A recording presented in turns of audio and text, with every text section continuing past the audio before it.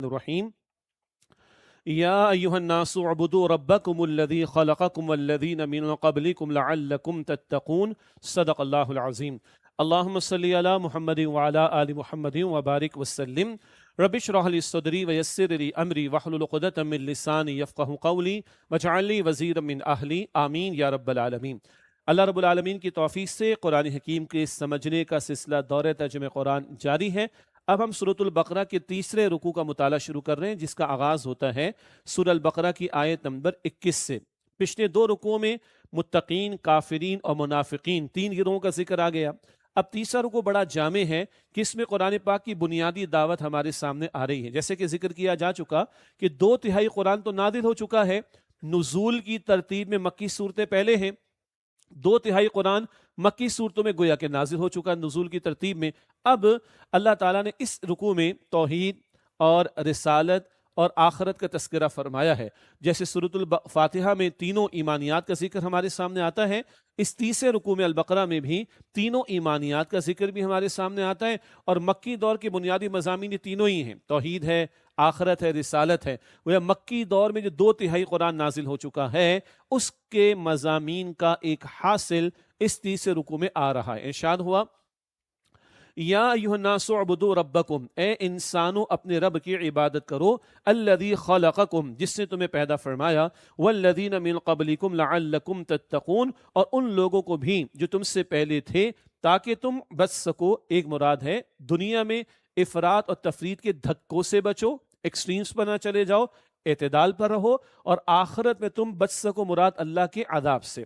یہ خطاب ساری انسانیت سے ہے۔ البقرہ کی آیت نمبر 21 یا ایھا الناس، ان الفاظ میں بھی خطاب قرآن کریم میں آتا ہے معاف کیجیے گا۔ اور جب یہ قرآن کریم کا انداز ہوتا ہے تو یہ قرآن کی یونیورسل دعوت ہے، عالمگیر دعوت ہے۔ پھر جو لوگ اس دعوت ایمان کو قبول کرتے ہیں وہ کیا بن جاتے ہیں؟ ایمان والے۔ پھر مخاطبت کا انداز کیا ہوتا ہے؟ پھر ایڈریس کا انداز کیا ہوتا ہے؟ یا ایھا الذین آمنو، یہاں ہے یا ایھا الناس سارے انسانوں سے، اور جو دعوت قبول کر لیں گے وہ صاحب ایمان ہو جائیں گے۔ پھر خطاب کا انداز ہوگا یا ایھا الذین آمنو کے الفاظ میں۔ پہلی بات۔ دوسری بات فرمایا اعبدوا ربکم، اپنے رب کی عبادت کرو۔ اسی کا اقرار البقرہ میں معاف کیجیے گا، اسی کا اقرار سورۃ الفاتحہ میں ہم نے کیا، ایاک نعبد، اور یہی پیغمبروں کی بنیادی دعوت۔ ہاں، سورہ اعراف پڑھیں گے، مکی صورت ہے، پیغمبروں کا ذکر آئے گا، 6 رسولوں کی دعوت کا ذکر آئے گا، مگر اس مکی صورت میں سورۃ الاعراف میں ہر پیغمبر نے کہا یا قوم اعبدوا اللہ، اے میری قوم اللہ کی عبادت کرو۔ یہاں رسول اللہ کا ذکر ہو رہا ہے علیہ السلام، آپ کیا فرما رہے ہیں؟ یا ایھا الناس، اے انسانوں۔ پچھلے رسولوں کی دعوت خاص قوم، خاص وقت، خاص علاقے کے لیے تھی۔ رسول اللہ علیہ السلام کی دعوت یونیورسل ہے، گلوبل ہے، عالمگیر ہے، رہتی دنیا تک کے لیے ہے۔ ہر رسول نے کہا اے میری قوم، حضور نے فرمایا اے انسانوں۔ کیا کرنا ہے؟ اپنے رب کی عبادت کرو۔ رب کی عبادت، یہی موضوع سورۃ الفاتحہ میں تھا، اور حاصل کیا ہے؟ رب ہونے کے ناطے وہی معبود کہلانے کا مستحق بھی ہے، اور وہی اسی لائق ہے کہ اس کی عبادت کی جائے۔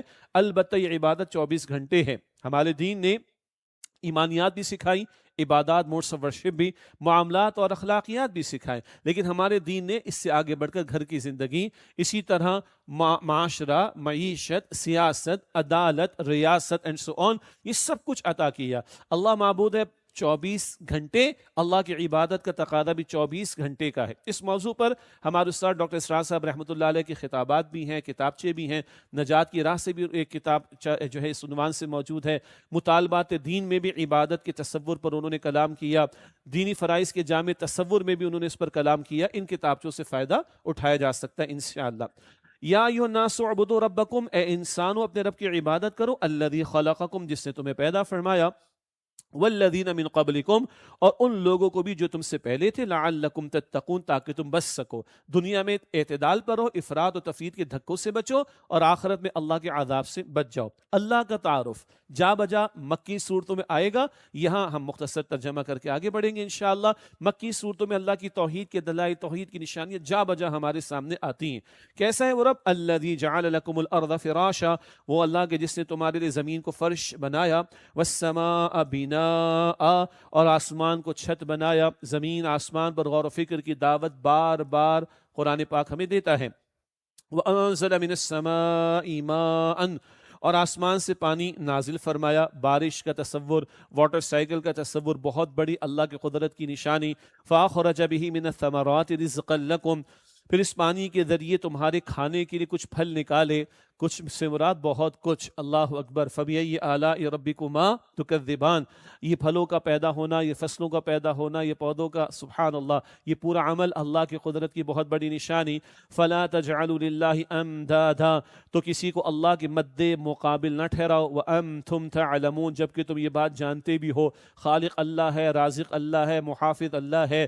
مٹی کی تاریکی میں بیج کو کوپل کی شکل دینے والا اللہ، سمندر سے بخارات کو بلند کر کے آسمانوں میں بادل بنا کر انہیں برسانے والا اللہ، ماں کے بطن میں 3 تاریکیوں میں بچے کی پرورش کرنے والا اللہ سبحانہ و تعالیٰ، اس کائنات کو بنانے، اس کو چلانے اور اس کی مخلوقات کو عطا کرنے والا اللہ. تم جانتے ہو ساری مخلوق اس کی محتاج ہے. مخلوق محتاج ہے، محتاج کو خالق کے برابر قرار نہ دو. فلا تجعلوا للہ اندادا وانتم تعلمون، تو کسی کو اللہ کے مد مقابل نہ ٹھہراؤ جبکہ تم یہ بات جانتے ہو. اب رسالت کے ذیل میں رسول اکرم علیہ السلام پر نازل ہونے والے قرآن کے تعلق سے ایک بہت عظیم چیلنج کا تذکرہ فرمایا. وَإِن كُنتُمْ فِي رَيْبٍ مِّمَّا نَزَّلْنَا عَلَىٰ عَبْدِنَا، اور اگر تم شک میں ہو اس کلام کی سچائی کے بارے میں جو ہم نے اپنے خاص بندے صلی اللہ علیہ وسلم پر نازل کیا. حضور کو عبد کہا، لیکن اللہ کے رسول مکرم اللہ کے خاص بندے ہیں. بعد از خدا بزرگ، تو یہ قصہ مختصر. بہرحال فرمائے کہ وَإِن كُنتُمْ فِي رَيْبٍ مِّمَّا نَزَّلْنَا عَلَىٰ عَبْدِنَا، اور اگر تم شک میں ہو اس کلام کی سچائی کے بارے میں جو ہم نے اپنے خاص بندے صلی اللہ علیہ وسلم پر نازل کیا ہے. فَأْتُوا بِسُورَةٍ مِّن مِّثْلِهِ، تو اس طرح کی ایک صورت لے آؤ. وَادْعُوا شُهَدَاءَكُم مِّن دُونِ اللَّهِ، اور اللہ کے سوا اپنے مددگاروں کو بھی بلا لو. إِن كُنتُمْ صَادِقِينَ، اگر تم سچے ہو. یہ قرآن پاک کا چیلنج آ گیا، لیکن یہ مدنی صورت ہے. البقرہ کی آیت نمبر 23 اور 24 کا بھی ہم مطالعہ کر رہے ہیں. یہ چیلنج قرآن پاک میں جا بجا پہلے بھی آیا ہے، اور سورہ بنی اسرائیل میں اور سورہ طور میں کہا قرآن جیسا کلام لے آؤ. پھر سورہ یونس اور سورہ ہود میں ہم پڑھیں گے 10 صورتیں لے آؤ، ایک ہی صورت لے آؤ. آخر میں کہا مِن مِثْلِهِ، قرآن کریم کی ایک صورت سے ملتی جلتی ہی صورت لے کر آ جاؤ. فصاحت کے اعتبار سے، بلاغت کے اعتبار سے، مضامین کی گہرائی اور گہرائی اور ڈیپتھ کے اعتبار سے. چلو پورا قرآن نہیں، چلو 10 صورتیں نہیں، چلو ایک صورت نہیں، ایک صورت سے ملتی جلتی ہی صورت لے کر آ جاؤ. مشہور واقعہ، کسی شاعر نے لکھا کسی صحابی کے گھر کے باہر سورۃ الکوثر لکھی ہوئی تھی، پڑھنے لگا انا اعطیناک الکوثر فصل لربک وانحر ان شانئک هو الابتر. صورت ہو گئی مکمل، کام اس کا ہو گیا تمام، جھک گیا وہ قرآن کی عظمت کے سامنے، کہنے لگا ما ھذا کلام البشر، ما ھذا کلام البشر، ما ھذا کلام البشر، یہ کسی بندے کا کلام نہیں ہو سکتا. جھک گیا قرآن کی عظمت کے سامنے. ایک صورت سے ملتی جلتی ہی لا کے تو دکھا دو. ان کنتم صادقین، اپنے مددگار بلا لو اللہ کے سوا جو بھی ہیں، اگر تم سچے ہو تو پیش کرو. فَإِن لَمْ تَفْعَلُوا وَلَمْ تَفْعَلُوا، پھر اگر تم ایسا نہ کر سکو اور ہرگز نہ کر سکو گے، فَاتَّقُوا النَّارَ، تو ڈرو آگ سے. اب آخرت کا بیان آ گیا. دیکھیں کتنا پیارا انداز. توحید سے داخل ہو ہم رسالت کے بیان میں، اور رسالت کے تعلق سے داخل ہو گئے اب آخرت کے بیان میں. سبحان اللہ. فَاتَّقُوا النَّارَ، ڈرو آگ سے. الَّتِي وَقُودُهَا النَّاسُ وَالْحِجَارَةُ، جس کا ایندھن آدمی اور پتھر ہیں. جہنمیوں کا ذکر ہے، اللہ ہمیں جہنم سے محفوظ رکھے. اور پتھر، ایک یہ کہ جو پتھر کا کوئلہ بنتا ہے اس کے جلنے کی شدت بھی زیادہ شدید ہوتی ہے. اور ایک یہ کہ بتوں کو بھی ڈالا جائے گا مشرکین کی ذلت کے لیے، رسوائی کے لیے. اللہم اجرنا من النار، اے اللہ ہمیں آگ کے عذاب سے محفوظ فرما. اللہ کے رسول کی سنت، جہنم کا ذکر آتا حضور جہنم سے بچنے کی دعا کرتے صلی اللہ علیہ وسلم. جنت کا ذکر آتا حضور علیہ السلام جنت کے حصول کی اللہ سے دعا کرتے. فرمایا کہ فاتقوا النار التي وقودها الناس والحجارة، تو ڈرو اس آگ سے جس کا ایندھن آدمی اور پتھر ہیں. اعدت للکافرین، جو کافروں کے لیے تیار کی گئی ہے. ہاں قرآن پاک جہاں ڈراتا ہے وہاں خوشخبری بھی سناتا ہے. قرآن جہنم کا ذکر کرتا ہے، قرآن جنت کا ذکر بھی کرتا ہے. قرآن جہنم والوں کی صفات کو بیان کرتا ہے تاکہ تم بچو، تو قرآن کریم جنت والوں کی صفات کا ذکر کرتا ہے تاکہ تم شوق پیدا کر کے وہ صفات اختیار کرو. فرمایا وَبَشِّرِ الَّذِينَ آمَنُوا وَعَمِلُوا الصَّالِحَاتِ، اور ان لوگوں کو خوشخبری دیجئے جو ایمان لائے اور انہوں نے نیک اعمال کیے. خوشخبری صرف ایمان والوں کے لیے نہیں، ایمان لا کر نیک اعمال کرنے والوں کے لیے. البقرہ کے شروع میں ہم نے کیا پڑھا؟ الذین یؤمنون بالغیب، غیب پر ایمان رکھتے ہیں، ویقیمون الصلاۃ، اور نماز قائم کرتے. ایمان کے ساتھ عمل کا ذکر بار بار قرآن پاک میں. فرمایا وَبَشِّرِ الَّذِينَ آمَنُوا وَعَمِلُوا الصَّالِحَاتِ، اور ان لوگوں کو خوشخبری دیجئے جو ایمان لائے اور انہوں نے نیک اعمال کیے. أَنَّ لَهُمْ جَنَّاتٍ، بے شک ان کے لیے ایسے باغات ہیں تجری من تحتها الانہار، جن کے نیچے سے نہریں بہتی ہیں. یہ جنت اور جنت کی نہریں، جنت کی نعمتیں، جنت کی کیفیات، سبحان اللہ مکی صورتوں میں زیادہ ذکر آئے گا، انشاءاللہ مطالعہ کریں گے. اللہم انا نسألک جنت الفردوس، اے اللہ ہم تجھ سے جنت الفردوس کا سوال کرتے ہیں. اب دیکھیں بڑی پیاری بات آگے جنت کی نعمتوں کے بارے میں جو کہ انسین ہے اور ابھی ہمارے لیے انبلیویبل ہیں. سبحان اللہ کیا فرمایا، کلما رزقوا منها من ثمرۃ رزقا، جب کبھی ان کو ان باغات میں سے کوئی پھل کھانے کو دیا جائے گا، قالوا تو وہ کہیں گے ھذا الذی رزقنا من قبل، کہ یہ تو وہی ہے جو ہمیں اس سے پہلے دیا گیا تھا. پھر سیب آ گیا، سبحان اللہ، پھر انار آ گیا. نہ، آگے فرماتا ہے اللہ وَأُتُوا بِهِ مُتَشَابِهًا، وَأُتُوا بِهِ مُتَشَابِهًا، حالانکہ انہیں صورت میں اس سے ملتا جلتا پھل دیا جائے گا. کیا مطلب؟ اکثر مفسرین لکھا ہر مرتبہ ٹیسٹ ڈیفرنٹ ہوگا، ہر مرتبہ اس کی جو کیفیات ہوں گی وہ ڈیفرنٹ ہوں گی، ہر مرتبہ جو خصوصیات ہوں گی وہ ڈیفرنٹ ہوں گی. آج بتایا جاتا ہے کہ زبان کے چٹخارے ہم سب کو اچھی طرح پتہ ہے. ہماری یہ زبان 8 سے 10 ہزار بتایا گیا، 8 سے 10 ہزار یعنی ہزاروں ذائقوں کو فیل کر سکتی ہے، ہزاروں ذائقے وہ چکھ کر ڈفرینشیٹ کر سکتی ہے. تو یہ زمین ہے، عارضی ہے، دنیا عارضی ہے. یہاں ہزاروں اگر ٹیسٹ ہیں تو جنت دائمی ہے، ہمیشہ کے لیے ہے. اور میرا اور آپ کا اللہ فرماتا ہے وہ کچھ میں نے تیار کیا وہاں پر، ما لا عین رأت ولا اذن سمعت ولا خطر علی قلب بشر، نہ کسی آنکھ نے دیکھا، نہ کسی کان نے کبھی سنا، نہ کسی کے دل میں اس کا خیال بھی کبھی آیا ہوگا. ہر مرتبہ ٹیسٹ ڈیفرنٹ، ہر مرتبہ ذائقہ، کیفیات، خصوصیات ڈیفرنٹ ہوں گی. اور اللہ علی کل شیء قدیر ہے، اس کے خزانوں میں کوئی کمی نہیں. اللہ ہمیں یقین عطا فرمائے. وَلَهُمْ فِيهَا أَزْوَاجٌ مُطَهَّرَةٌ، اور ان کے لیے وہاں پاکیزہ بیویاں ہوں گی. وَهُمْ فِيهَا خَالِدُونَ، اور وہ ان باغات میں ہمیشہ رہیں گے. پاکیزہ بیویوں کا ذکر ہے. دنیا کی نیک عورتیں بھی جنت میں ہوں گی اور حوریں بھی وہاں پر ہوں گی. ان حوروں کا ذکر کرنے میں آج لوگوں کو جھجک ہوتی ہے. اللہ اکبر کبیرہ، مٹیریلسٹک اپروچ ہو گئی، مغربی تہذیب کے زیر اثر آ گئے. دنیا جہاں کے غلط طریقے اس پہ کوئی پرابلم نہیں. نکاح کی بات کی جائے لوگوں کو پریشانی ہوتی ہے، کم عمر کی شادی کی بات کی جائے پریشانی ہوتی ہے. اور اگر دینی طبقات میں سکوٹ کر حوروں کا ذکر کرے لوگ گھور گھور کے دیکھنا شروع کرتے ہیں. بھائی کسی کو حوریں نہیں چاہیے تو نہ لے، لیکن اللہ تو بیان فرماتا ہے قرآن پاک میں اور رسول اللہ نے ذکر کیا ہے احادیث مبارکہ میں. اور ہماری بہنیں اور بیٹیاں سنیں. ام سلمہ رضی اللہ تعالی عنہ نے پوچھا یا رسول اللہ حوریں تو ملیں گی مردوں کو، یہ جنتی عورتیں جو نیک بندیاں دنیا کی جنت جائیں گی ان کا کیا بنے گا؟ اللہ کے رسول نے میری اور آپ کی ماں ام سلمہ رضی اللہ تعالی عنہ کو فرمایا اے ام سلمہ، دنیا میں جو عورت نیک تھی اللہ اسے جنت میں حوروں کی سردار بنائے گا.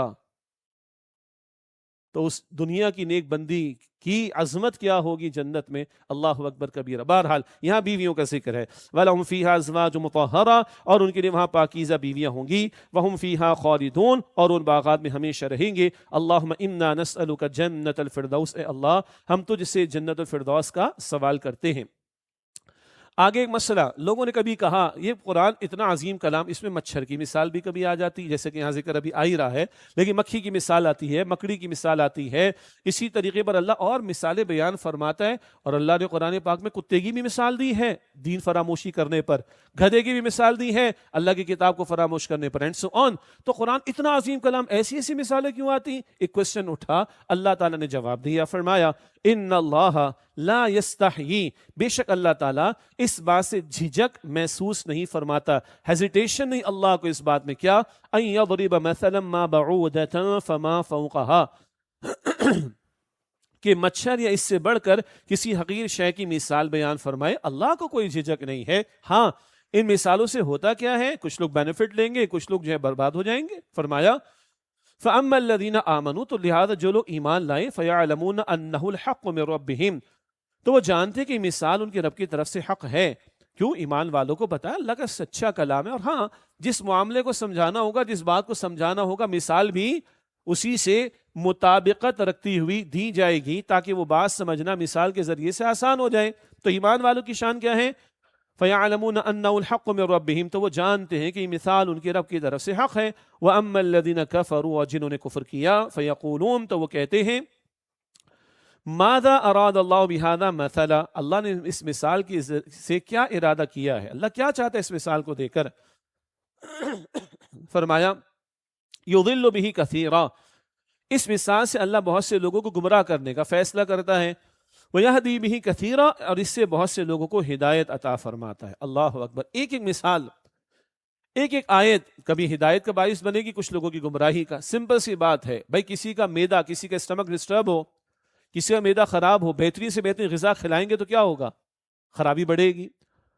بہترین سے بہترین حفظان صحت کے اصول پر مبنی غذا بھی اگر اس کے مطابق بنی ہوئی غذا بھی کھلائیں گے تو کیا ہوگا؟ دماغ جو ہے پیٹ خراب ہوگا اور زیادہ. اور معدہ کسی کا بالکل صحیح سلامت ہے، صحیح فنکشن کر رہا ہے، معمولی سی بھی غذا دیں گے تو فائدہ ہو جائے گا. تو دل میں طلب و طلب سچی ہوگی، ایک آیت ایک مثال ہدایت دے گی. اور دل میں طلب و طلب سچی نہ ہو، بغض ہے، عداوت ہے، تکبر ہے، تعصب ہے، حب جاہ ہے، حب مال ہے، یہ بیماریاں ہیں. اگر دل میں بگاڑ ہے، نیت میں فساد ہے، تو ایک ایک بات سامنے آئے گی اور فساد میں اضافہ ہو جائے گا. اللہ اکبر. طلب اور طلب کا معاملہ. فرمایا کہ یضل بہ کثیرا، اس مثال سے اللہ بہت سے لوگوں کو گمراہ کرتا ہے. ویہدی بہ کثیرا، اس سے بہت سے لوگوں کو ہدایت عطا فرماتا ہے. آگے اللہ یہ فرما رہے کہ گمراہی کن کو ملے گی. اس مقام کو بیان کر کے کبھی کبھی ایسا ہوا اور اب بھی ہو جاتا ہے، بھئی قرآن کو سمجھ کے نہ پڑھنا گمراہ ہو جاؤ گے. دیکھو قرآن میں لکھا ہے. اللہ اکبر کبیرہ. قرآن نہ سمجھ کے پڑھنا گمراہ ہو جاؤ گے. بھئی قرآن ترجمے سے نہ پڑھنا گمراہ ہو جاؤ گے. قرآن کو پڑھنے سمجھنے کے پروٹوکولز ہیں، آداب ہیں، ہم قائل ہیں، ہم بیان بھی کرتے ہیں. مگر سرے سے کہنا قرآن پڑھو گے گمراہ ہو جاؤ گے، استغفر اللہ، سمجھ کر پڑھو گے گمراہ ہو جاؤ گے، انا للہ. اور پھر کہتے ہیں یضل بہ کثیرا، دیکھو اللہ بہت سے لوگوں کو گمراہ کرتا ہے. آگے کیوں نہیں پڑھتے بھائی؟ آگے کیا لکھا ہے؟ آگے کیا لکھا ہے؟ وَيَهْدِي بِهِ كَثِيرًا. اللہ اسی مثال سے بہت سو کو ہدایت عطا فرماتا ہے. تو بی پازیٹو، ہاں، دل میں طلب پیدا کرو، ایک ایک مثال، ایک ایک آیت ہدایت کا باعث بنے گی. دل میں بگاڑ ہوگا، نیت میں فساد ہوگا، پھر وہ گمراہی کا معاملہ بنے گا. کلیئر رہنا چاہیے. اور دلچسپ بات، آگے اللہ نے گمراہی پانے والوں کا ذکر بھی کر دیا. تو یہ حرکتیں نہ کرو، گمراہی سے بچ جاؤ گے. کن کو ملے گی؟ فرمایا وَمَا يُضِلُّ بِهِ إِلَّا الْفَاسِقِينَ. اور اس سے اللہ صرف نافرمانوں کو ہی گمراہ کرتا ہے. کون ہے نافرمان؟ یہاں دو باتیں آئی، حقوق اللہ کے بارے میں اور حقوق العباد کے بارے میں بھی. الذین ینقضون عہد اللہ، جو اللہ سے کیے ہوئے عہد کو توڑتے ہیں. اللہ سے کیا گیا عہد ایک تو معروف ہے، ہم پڑھیں گے سورہ آراف آیت 172 میں. عہد الست کہتے ہیں اللہ نے اپنے رب ہونے کا اقرار کروایا تھا، تو رب ہونے کا اقرار، اللہ کے رب ہونے کا اقرار ہم نے کیا، یہ ہے عہد. اس کا ذکر الاعراف آیت 172 میں آئے گا. فرمایا کہ جو اللہ سے کیے ہوئے عہد کو توڑتے ہیں، من بعد میثاقہ، اسے پختہ کرنے کے بعد. ایک اور بھی پہلو ہے، ہم مسلمانوں کو تو الفاظ یاد بھی ہیں، سورۃ البقرہ کے بالکل آخر میں سمعنا وَأَطَعْنَا، ہم نے سنا اور ہم نے اطاعت کی. تو اللہ کی بندگی کا جو ہے وعدہ ہم نے کر رکھا ہے. تو جو اس وعدے کو توڑیں گے جو اللہ سے کیا، من بعد میثاقہ، اسے پختہ کرنے کے بعد، وَيَقْطَعُونَ مَا أَمَرَ اللَّهُ بِهِ أَن يُوصَلَ، اور ان رشتوں کو کاٹتے ہیں جنہیں اللہ نے جوڑنے کا حکم دیا ہے، یعنی رحمی رشتے، کنشپ، بلڈ ریلیشنز. آگے قرآن پاک میں بار بار ذکر آئے گا. رحمی رشتوں کے ساتھ بھلا سلوک کرنا، قریب رشتہ داروں کے ساتھ حسن سلوک کرنا، ان کا حق ادا کرنے کی کوشش کرنا، ان کے ساتھ ہمدردی ہو، سمپتھی ہو، کام آنا، یہ تو حقوق العباد کا تذکرہ آ گیا. تو اب بتایا جا رہا ہے کن کو گمراہی ملے گی؟ جو اللہ کا حق بھی پامال کرتے ہیں اور بندوں کا حق بھی پامال. بھائی یہ حرکتیں کرنے والے جن کو جو ہے گمراہی ملے گی. ورنہ جو طلب لے کر آئے گا، تڑپ لے کر آئے گا، اللہ کے سامنے جھکنے کی نیت لے کر کھڑا ہوگا، اللہ کے احکامات پر عمل کرنے کا جذبہ لے کر کھڑا ہوگا، اس کو تو خدا کی قسم ایک ایک آیت ہدایت دے گی انشاءاللہ. ایک ایک آیت قرآن کی ہدایت دے گی، ایک ایک آیت. مگر تڑپ سچی ہونی چاہیے. مجھے اللہ کا بندہ بننا ہے، مجھے اللہ کے سامنے جھکنا ہے، مجھے اللہ کو راضی کرنا ہے، یہ مجھے اللہ کی نافرمانی سے بچنا ہے. ہدی للمتقین، تقویٰ کیا ہے؟ خوف خدا. اس احساس کے ساتھ بندہ قرآن کو سنے گا، قرآن کو پڑھے گا، قرآن کو سمجھے گا، قرآن کی محفلوں میں آئے گا، وہ ہدایت پائے گا انشاءاللہ. مگر جو اللہ کا حق پامال کرے، جو مخلوق کا حق پامال کرے، حقوق اللہ کو پامال کرے، حقوق العباد کو پامال کرے، اس کو ملے گی گمراہی.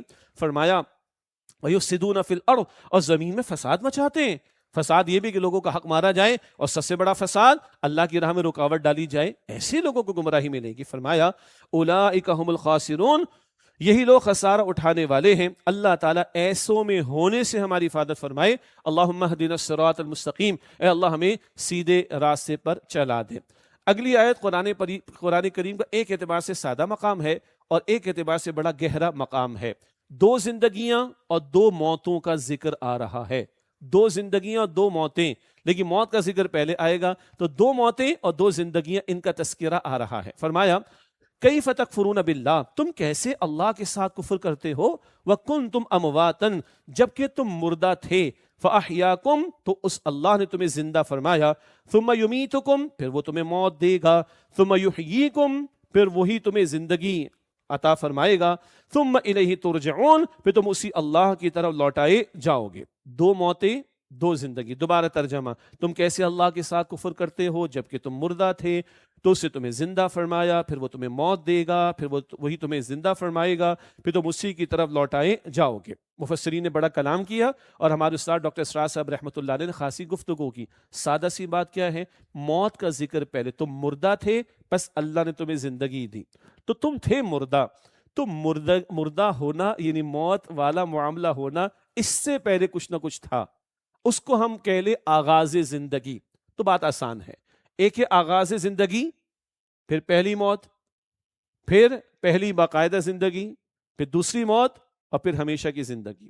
آغاز زندگی کیا ہے؟ ابھی تھوڑی دیر پہلے اشارہ ہوا، سورۃ الاعراف آیت 172، اور وہاں اللہ نے اپنے رب ہونے کا اقرار کروایا، الست بربکم، کیا میں تمہارا رب نہیں؟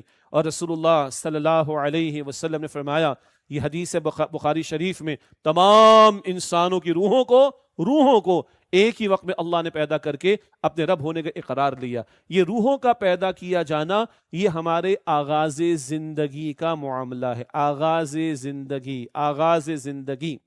پھر روحوں کو سلا دیا گیا، اور نیند کو موت کی بہن کہا جاتا ہے۔ یہ پہلی موت شمار کر لیجئے۔ دنیا میں جسم اور روح کو ملا دیا گیا، یہ وہ باقاعدہ زندگی کے جسم اور روح کو ملا دیا گیا۔ پھر دوسری موت دی جائے گی، یہ جسم اور روح کو الگ کر دیا جائے گا، یہ دنیا میں موت آ گئی۔ پھر دوبارہ زندگی دی جائے گی، یہ قیامت کے دن ہمیں کھڑا کیا جائے گا۔ ثم الیہ ترجعون، پھر تم اسی اللہ کی طرف لوٹائے جاؤ گے۔ اس حوالے سے بھی ایک بڑا جامع خطاب ہے، البتہ وہ آڈیو میں اویلیبل ہے، استاد محترم ڈاکٹر اسرار صاحب رحمۃ اللہ علیہ کا قرآن حکیم اور ہماری زندگی۔ یہ آڈیو بھی مناسب رہے گا، اور جن کو ذرا گہرا اس موضوع سے دلچسپی کا معاملہ ہو تو ایک ڈاکٹر صاحب کی تحریر ہے تھوڑی مشکل، زندگی، موت اور انسان۔ زندگی، موت اور انسان، یہ ان کی ابتدائی تحریر تھی، خاصی مشکل، لیکن بھارت ڈاکٹر صاحب کی تحریر مشکل ہے، وہ خود بھی فرماتے تھے، اور اس کا جو اگلا ورژن تھا تفصیل سے، وہ تو کتاب کا نام بھی بڑا مشکل ہے، ذرا سنیے گا۔ ایجاد و ابداع عالم سے عالمی نظام خلافت تک تنزل اور ارتقاء کے مراحل، بڑا یہ گہرے موضوعات ہیں فلسفیانہ انداز میں، وہ پھر دو کتابچے اس طرح مکمل ہوتے ہیں۔ بہرحال یہ دو زندگیاں، دو موتوں کا ذکر فلسفے کے میدان کا بڑا گہرا مسئلہ، یہ میرا میدان نہیں ہے، مگر اپنے استاد سے اور اساتذہ سے جو سیکھا اس کا حاصل مختصر الفاظ میں آپ کے سامنے رکھا گیا۔ فرمایا هو الذی خلق لکم ما فی الارض جمیعا، وہی اللہ ہے جس نے تمہارے لیے پیدا فرمایا وہ سب کچھ جو زمین میں ہے، سارا کچھ تمہارے لیے بنایا، اور اللہ نے تمہیں اپنی عبادت کے لیے پیدا کیا۔ سورہ زاریات آیت نمبر 56، وما خلقت الجن والانس الا لیعبدون۔ سورہ زاریات آیت نمبر 56، اللہ فرماتا ہے میں نے تمام جنات اور انسانوں کو صرف اپنی عبادت کے لیے پیدا کیا، سب کچھ تمہارے لیے اور تمہیں اللہ نے اپنی عبادت کے لیے۔ زندگی آمد برائے بندگی، زندگی بھی بندگی شرمندگی۔ فرمایا هو الذی خلق لکم ما فی الارض جمیعا، وہی اللہ ہے جس نے تمہارے لیے پیدا فرمایا وہ سب کچھ جو زمین میں ہے۔ ثم استوى الى السماء، پھر وہ آسمان کی طرف متوجہ ہوا، فسواہن سبع سماوات، تو ان کو ٹھیک 7 آسمان بنا دیا۔ 7 آسمان ابھی متشابہات میں سے ہے، یعنی ان کا صحیح مفہوم ابھی ہمارے علم میں نہیں ہے، واللہ اعلم کہیں گے، اللہ نوز دا بیسٹ۔ وَهُوَ بِكُلِّ شَيْءٍ عَلِيمٌ، اور وہ اللہ ہر شے کا خوب جاننے والا ہے۔ یہ تیسرا رکوع مکمل ہوا۔ تھوڑی تفصیل جو آج بیان ہو رہی ہے اور شروع کی مدنی صورتوں میں تفصیل زیادہ بیان ہو رہی ہے، بعد میں وہ ہمیں کام آئے گی جب بعد میں تشریحات کم ہوتی چلی جائیں گی انشاءاللہ۔ یہ تیسرا رکوع مکمل ہوا، 2/3 قرآن پہلے نازل ہو چکا، مکی صورتوں کے اہم مضامین توحید، آخرت، رسالت، وہ یہاں تیسرے رکوع میں ہمارے سامنے آ گئے۔ اب چوتھا رکوع آ رہا ہے، آدم علیہ السلام کا قصہ بیان ہو رہا ہے، ساتھ ہی ابلیس کا بھی ذکر آ جائے گا۔ اور نوٹ کیجئے گا کہ یہاں 3 بڑے اہم مسائل ہیں جو فلسفے کے میدان میں پیش آتے ہیں۔ بھئی ہم کون ہیں؟ یہ دنیا نظر آ رہی ہے کیا ہے؟ اور کیا کوئی ہے جس نے بنایا ہے؟ تو خالق، مخلوق، اور یہ کائنات بھی مخلوق ہے۔ بہرحال یہ ہم انسان، ہمارا کیا کوئی خالق ہے؟ ہاں ہم تو مانتے ہیں۔ اور پھر یہ جو دنیا نظر آ رہی ہے کائنات، آخر اس میں ربط کیا ہے؟ یہ فلسفے کے پیچیدہ ترین موسٹ کمپلیکیٹڈ مسائل ہیں جن کے حوالے سے اصولی تعلیم وحی کی تعلیم عطا کرتی ہے، اور اس کا قرآنک ورژن اب ہمارے سامنے آ رہا ہے۔ اللہ تعالیٰ نے آدم علیہ السلام کا تذکرہ فرمایا، پہلے انسان بھی ہیں، پہلے نبی بھی ہیں، اور پہلے خلیفہ بھی ہیں۔ پہلے انسان، پہلے نبی، پہلے خلیفہ آدم علیہ السلام، ان کا تذکرہ آ رہا ہے۔ البتہ نوٹ کیجئے گا یہ واقعہ کل 7 مرتبہ قرآن پاک میں، کل 7 مرتبہ، 6 مرتبہ مکی صورتوں میں آ چکا ہے۔ نزول کی ترتیب میں مکی صورتیں پہلے ہیں، 6 مرتبہ مکی صورتوں میں، اور اب نزول کی ترتیب کے اعتبار سے یہاں 7ویں مرتبہ۔ البتہ مکی صورتیں بعد میں آئیں گی، وہ ہم 6 مرتبہ کے واقعات بعد میں پڑھیں گے۔ یہاں یہ واقعہ مختصر آئے گا، اور مکی صورتوں میں تفصیلات زیادہ آئیں گی، وہاں پر مزید پڑھ لیں گے انشاءاللہ تعالی۔ فرمایا وَإِذْ قَالَ رَبُّكَ لِلْمَلَائِكَةِ، اور یاد کرو جب تمہارے رب نے فرشتوں سے فرمایا اِنِّي جَاعِلٌ فِي الْأَرْضِ خلیفہ، کہ میں زمین میں ایک خلیفہ بنانے والا ہوں۔ یہ خلیفہ کی اصطلاح کون استعمال کر رہا ہے قرآن پاک میں؟ اللہ تعالی۔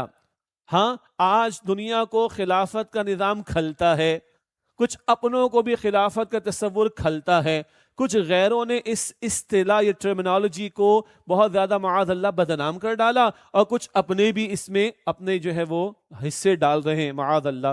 اگر کچھ لوگوں نے تصور خلافت کو بگاڑ دیا یا خلافت کے لفظ کو غلط استعمال کیا تو اس کی نفی کی جائے گی، نہ کہ تصور خلافت کی ہی نفی کر دی جائے۔ بہرحال آدم علیہ السلام پہلے انسان، جتنا انسانیت کی تاریخ پرانی اتنا خلافت کی تاریخ پرانی، اتنا ہی نبوت کی تاریخ پرانی ہے، اس بات کو اچھی طرح ذہن میں رکھیے۔ بہرحال وَإِذْ قَالَ رَبُّكَ لِلْمَلَائِكَةِ إِنِّي جَاعِلٌ فِي الْأَرْضِ خَلِيفَةً، اور یاد کرو جو تمہارے رب نے فرشتوں سے فرمایا کہ میں زمین میں خلیفہ بنانے والا ہوں۔ قَالُوا أَتَجْعَلُ فِيهَا، تو انہوں نے عرض کیا کیا اے اللہ تو اس زمین میں اسے خلیفہ بناتا ہے، مَن يُفْسِدُ فِيهَا، جو اس میں فساد مچائے گا، وَيَسْفِكُ الدِّمَاءَ، اور خون بہائے گا۔ 2 آراء ہیں۔ ایک رائے انسانوں سے پہلے جنات پیدا کر دیے گئے تھے، اور جنات نے بڑی سرکشی مچائی تھی زمین پر، گو کہ جنات کو خلافت نہیں دی گئی لیکن سرکشی بڑی مچائی، تو فرشتوں کو ایک اندیشہ ہوا ایک اور مخلوق اے اللہ تو بنا رہا ہے، فساد تو نہیں مچائے گی یہ مخلوق۔ نمبر 2، اللہ انسان کو اختیار دے کر بھیج رہا ہے، نیکی اور بدی دونوں کا، تو کہیں بدی کے اختیار کو استعمال کر کے تباہی تو نہیں مچے گی۔ یہ فرشتوں کے ذہن میں ایک اندیشہ تھا، انہوں نے اللہ کے سامنے رکھا۔ وَنَحْنُ نُسَبِّحُ بِحَمْدِكَ وَنُقَدِّسُ لَكَ، اور ہم تیری حمد کے ساتھ تسبیح کرتے ہیں اور اللہ تیری پاکیزگی بیان کرتے ہیں۔ لکھا مفسرین نے، فرمایا ہمارے اساتذہ نے، لگتا ہے کہ دل میں خواہش تھی فرشتوں کی، ہم بھی تو پڑے ہیں راہوں میں، کچھ ہمیں یہ منصب اور اعزاز، ہم بھی تو پڑے ہیں راہوں میں، واللہ عالم۔ تو کہنے لگے، عرض کرنے لگے وَنَحْنُ نُسَبِّحُ بِحَمْدِكَ، اور ہم تیری حمد کے ساتھ تسبیح کرتے ہیں، وَنُقَدِّسُ لَكَ، اور تیری پاکیزگی بیان کرتے ہیں۔ قَالَ، اللہ نے فرمایا، إِنِّي أَعْلَمُ مَا لَا تَعْلَمُونَ، بے شک میں وہ جانتا ہوں جو تم نہیں جانتے۔ اللہ کیا جانتا ہے؟ اللہ تو سب کچھ جانتا ہے، مگر تم جو اندیشے بیان کر رہے ہو ہم سب جانتے ہیں، اور ابھی تمہارے سامنے ڈیمونسٹریشن بھی ہو جائے گا، ذرا مظاہرہ بھی ہو جائے گا، ہم کیا کچھ آدم کو عطا کر کے زمین پر بھیج رہے ہیں۔ وَعَلَّمَ آدَمَ الْأَسْمَاءَ كُلَّهَا، اور اللہ نے آدم علیہ السلام کو تمام چیزوں کے نام سکھائے۔ تمام چیزوں سے مراد تمام چیزیں کس معنی میں؟ آج جتنا کچھ ہم انوینشنز کر رہے ہیں، فزیکل ریسورسز کی تلاش ہو گئی، مادی وسائل دستیاب ہو رہے ہیں، جو کچھ بھی ہے پرائمرلی پوٹینشلی بنیادی طور پر یہ علم آدم علیہ السلام کو عطا ہو گیا۔ اب آدم علیہ السلام کی نسل سے یعنی انسانیت اس کو ایکسپلور کرتی چلی جا رہی۔ سادہ سی بات ہے، زمین پر بھیجا جا رہا ہے، نظام خلافت، اللہ کے حکم کا نفاذ زمین پر ہو۔ چلیں اس کو بھی سمجھ لیں، خلافت کیا ہے؟ نمائندگی کرنا۔ کبھی ہندوستان کا دور تھا، وائس رائے ہوتا تھا نا برطانیہ کی طرف سے، ملکہ یا بادشاہ جو بھی ہے برطانیہ میں، وہ جو آرڈر دے گا وائس رائے امپلیمنٹ کر دے گا، اپنی مرضی نہیں چلائے گا، بادشاہ یا ملکہ کی مرضی کو نافذ کرے گا۔ وائس رائے کا لفظ انگریزی میں استعمال ہوتا ہے، وائس جی رینٹ ایک بہتر لفظ ہے جو انگریزی میں استعمال ہوتا ہے کیا مطلب؟ ہم اللہ کے وائس جیرنٹ ہیں. اللہ انسان کو یہ نمائندگی دے کر بھیج رہا ہے کہ زمین پر میری مرضی کو جاری کرنا. اس معنی میں سارے انسانوں کو یہ منصب یا یہ مقام دیا گیا، لیکن جو ظالم بن جائیں، مشرک بن جائے، کافر بن جائیں، سرکش ہو جائیں، ان کے لیے مقام نہیں ہے. چنانچہ اب یہ خلافت کا منصب امت مسلمہ کے لیے ہے. پہلے انبیاء اور رسول وہی اللہ کے خلیفہ ہوتے، اللہ کی نمائندگی زمین پر کرتے. اب ختم نبوت کے بعد امت مسلمہ خلافت کا منصب اس کو عطا کیا گیا. مطلب کیا ہے؟ تمہاری نہیں، رب کی مرضی چلے گی اس کی زمین پر، اس کا نظام قائم کرو گے. یہاں اللہ تعالیٰ فرما رہا ہے وَعَلَّمَ آدَمَ الْأَسْمَاءَ كُلَّهَا، اور اللہ نے آدم علیہ السلام کو تمام چیزوں کے نام سکھائے. کیا مطلب؟ زمین کے وسائل کا علم پوٹینشلی، پرائمریلی، بنیادی طور پر آدم علیہ السلام کو عطا ہوا. ثُمَّ عَرَضَهُمْ عَلَى الْمَلَائِكَةِ، پھر انہیں فرشتوں کے سامنے پیش کیا. فَقَالَ أَنْبِئُونِي بِأَسْمَاءِ هَؤُلَاءِ، پھر فرمایا مجھے ان چیزوں کے نام تو بتاؤ، ان کم تم صادقین، اگر تم سچے ہو. لو یہ تمام چیزیں ہیں، ذرا میرے فرشتوں نام تو بتاؤ. Do you have the knowledge for that? یہ علم ہے تمہارے پاس؟ فرشتوں کا بڑا پیارا جواب، بڑا عاجزی والا جواب، بڑا انکساری والا، بڑے ہمبل ہے فرشتے. بڑا پیارا جواب اللہ کے سامنے. قالوا سبحانک، اور انہوں نے عرض کیا اے اللہ تو تو پاک ہے. اللہ پاک ہے، اللہ ہر عیب سے، کمی سے، زوال سے، فلا سے، ڈیفیکٹ سے پاک ہے. قالوا سبحانک، اور انہوں نے عرض کیا اللہ تو ہر عیب سے پاک ہے. لا علم لنا الا ما علمتنا، ہمارے پاس تو اتنا ہی علم ہے جو تو نے ہمیں سکھایا. سبحان اللہ، کچھ نہیں اللہ سوائے وہ جو تو نے سکھایا. ہمیں بھی یہی اعتراف کرنا چاہیے، کچھ نہیں ہمارے پاس مالک سوائے وہ جو تو نے ہمیں عطا کر دیا. سبحان اللہ. لا علم لنا الا ما علمتنا، ہمارے پاس تو اتنا ہی علم ہے جو تو نے ہمیں سکھایا. انک انت العلیم الحکیم، بے شک اے اللہ تو خوب جاننے والا، بڑی حکمت والا ہے. قال یا آدم، پھر اللہ نے فرمایا کہ اے آدم انبئہم باسمائہم، تم ان فرشتوں کو ان چیزوں کے نام بتاؤ. یہ کون سی چیزیں؟ جیسے کہ میں نے عرض کیا، فزیکل سائنسز کا علم کہہ دیں، مادی وسائل کا علم کہتے ہیں، زمین کے وسائل کا علم کہتے ہیں. جو بھی کچھ ہے اس زمین پر خلافت کا نظام قائم کرنا ہے تو زمین کے وسائل کا علم بھی ہونا چاہیے نا. ان کو ایکسپلور بھی تو کرنا ہوگا، ان کو استعمال بھی تو کرنا ہوگا. یہ سب کچھ پوٹینشلی آدم علیہ السلام کو عطا ہوا اور یہ ڈیمونسٹریشن فرشتوں کے سامنے کرا دیا گیا. قال یا آدم، پھر اللہ نے فرمایا کہ اے آدم انبئہم باسمائہم، تم ان فرشتوں کے ان چیزوں کے نام بتاؤ. فلما انبأہم باسمائہم، پھر جب انہوں نے ان فرشتوں کے ان چیزوں کے نام بتائے، قال، تو اللہ نے فرمایا الم اقل لکم، کیا میں نے تم سے نہیں کہا تھا، یعنی اے فرشتو، انی اعلم غیب السماوات والارض، کہ بے شک میں آسمانوں اور زمینوں کی سب پوشیدہ باتیں خوب جانتا ہوں. وَأَعْلَمُ مَا تُبْدُونَ وَمَا كُنْتُمْ تَكْتُمُونَ، اور میں جانتا ہوں جو تم ظاہر کرتے ہو، جو تم چھپاتے ہو، تمہارے ظاہر باطن سب سے میں واقف ہوں. وَإِذْ قُلْنَا لِلْمَلَائِكَةِ اسْجُدُوا لِآدَمَ، اور یاد کرو جب ہم نے فرشتوں کو حکم دیا کہ آدم کو سجدہ کرو. فَسَجَدُوا إِلَّا إِبْلِيسَ، سب فرشتوں نے سجدہ کیا سوائے ابلیس کے. پہلی مرتبہ جو پڑھتا ہے وہ سمجھتا ہے کہ ابلیس کیا تھا؟ فرشتوں میں سے تھا. ایسا نہیں ہے. قرآن کریم ہم پڑھیں گے جیسے کہ ذکر ہوا قرآن کریم میں مطالعہ کریں گے جیسے کہ ذکر ہوا کہ یہ واقعہ 7 مرتبہ قرآن پاک میں آیا. سورہ کہف کی آیت نمبر 50 میں ہم پڑھیں گے. سورہ کہف آیت نمبر 50. کان من الجن، وہ جنات میں سے تھا. خیر، فسجدوا الا ابلیس، تو سب فرشتوں نے سجدہ کیے سوائے ابلیس کے. تھا بڑا پہلے اطاعت گزار، تو کہیں اوپر پہنچا ہوا تھا فرشتوں کی صف میں. جب حکم ہوا تو حکم اس کے لیے بھی تھا. ابا، اس نے انکار کیا. واستکبر، اور تکبر کیا. وکان من الکافرین، اور وہ کافروں میں سے ہو گیا. اب اس کا تکبر اور اس کا انکار، یہ ساری تفصیلات 6 مرتبہ مکی صورتوں میں آئیں گی انشاءاللہ تعالی. ویسے واقعہ ہم سب کے علم میں ہے. وَقُلْنَا يَا آدَمُ اسْكُنْ أَنْتَ وَزَوْجُكَ الْجَنَّةَ، اور ہم نے کہا کہ اے آدم تم اور تمہاری بیوی جنت میں رہو، یعنی اماں حوا کا ذکر بھی آ گیا. وَكُلَا مِنْهَا رَغَدًا حَيْثُ شِئْتُمَا، اور اس میں جہاں سے چاہو جی بھر کر کھاؤ پیو. وَلَا تَقْرَبَا هَذِهِ الشَّجَرَةَ، اور تم دونوں اس درخت کے قریب نہ جانا. فَتَكُونَ مِنَ الظَّالِمِينَ، ورنہ تم دونوں نقصان کرنے والوں میں سے ہو جاؤ گے. یہ ایک آزمائش کا معاملہ تھا کیا بتایا جا رہا ہے؟ اس جنت میں رہو۔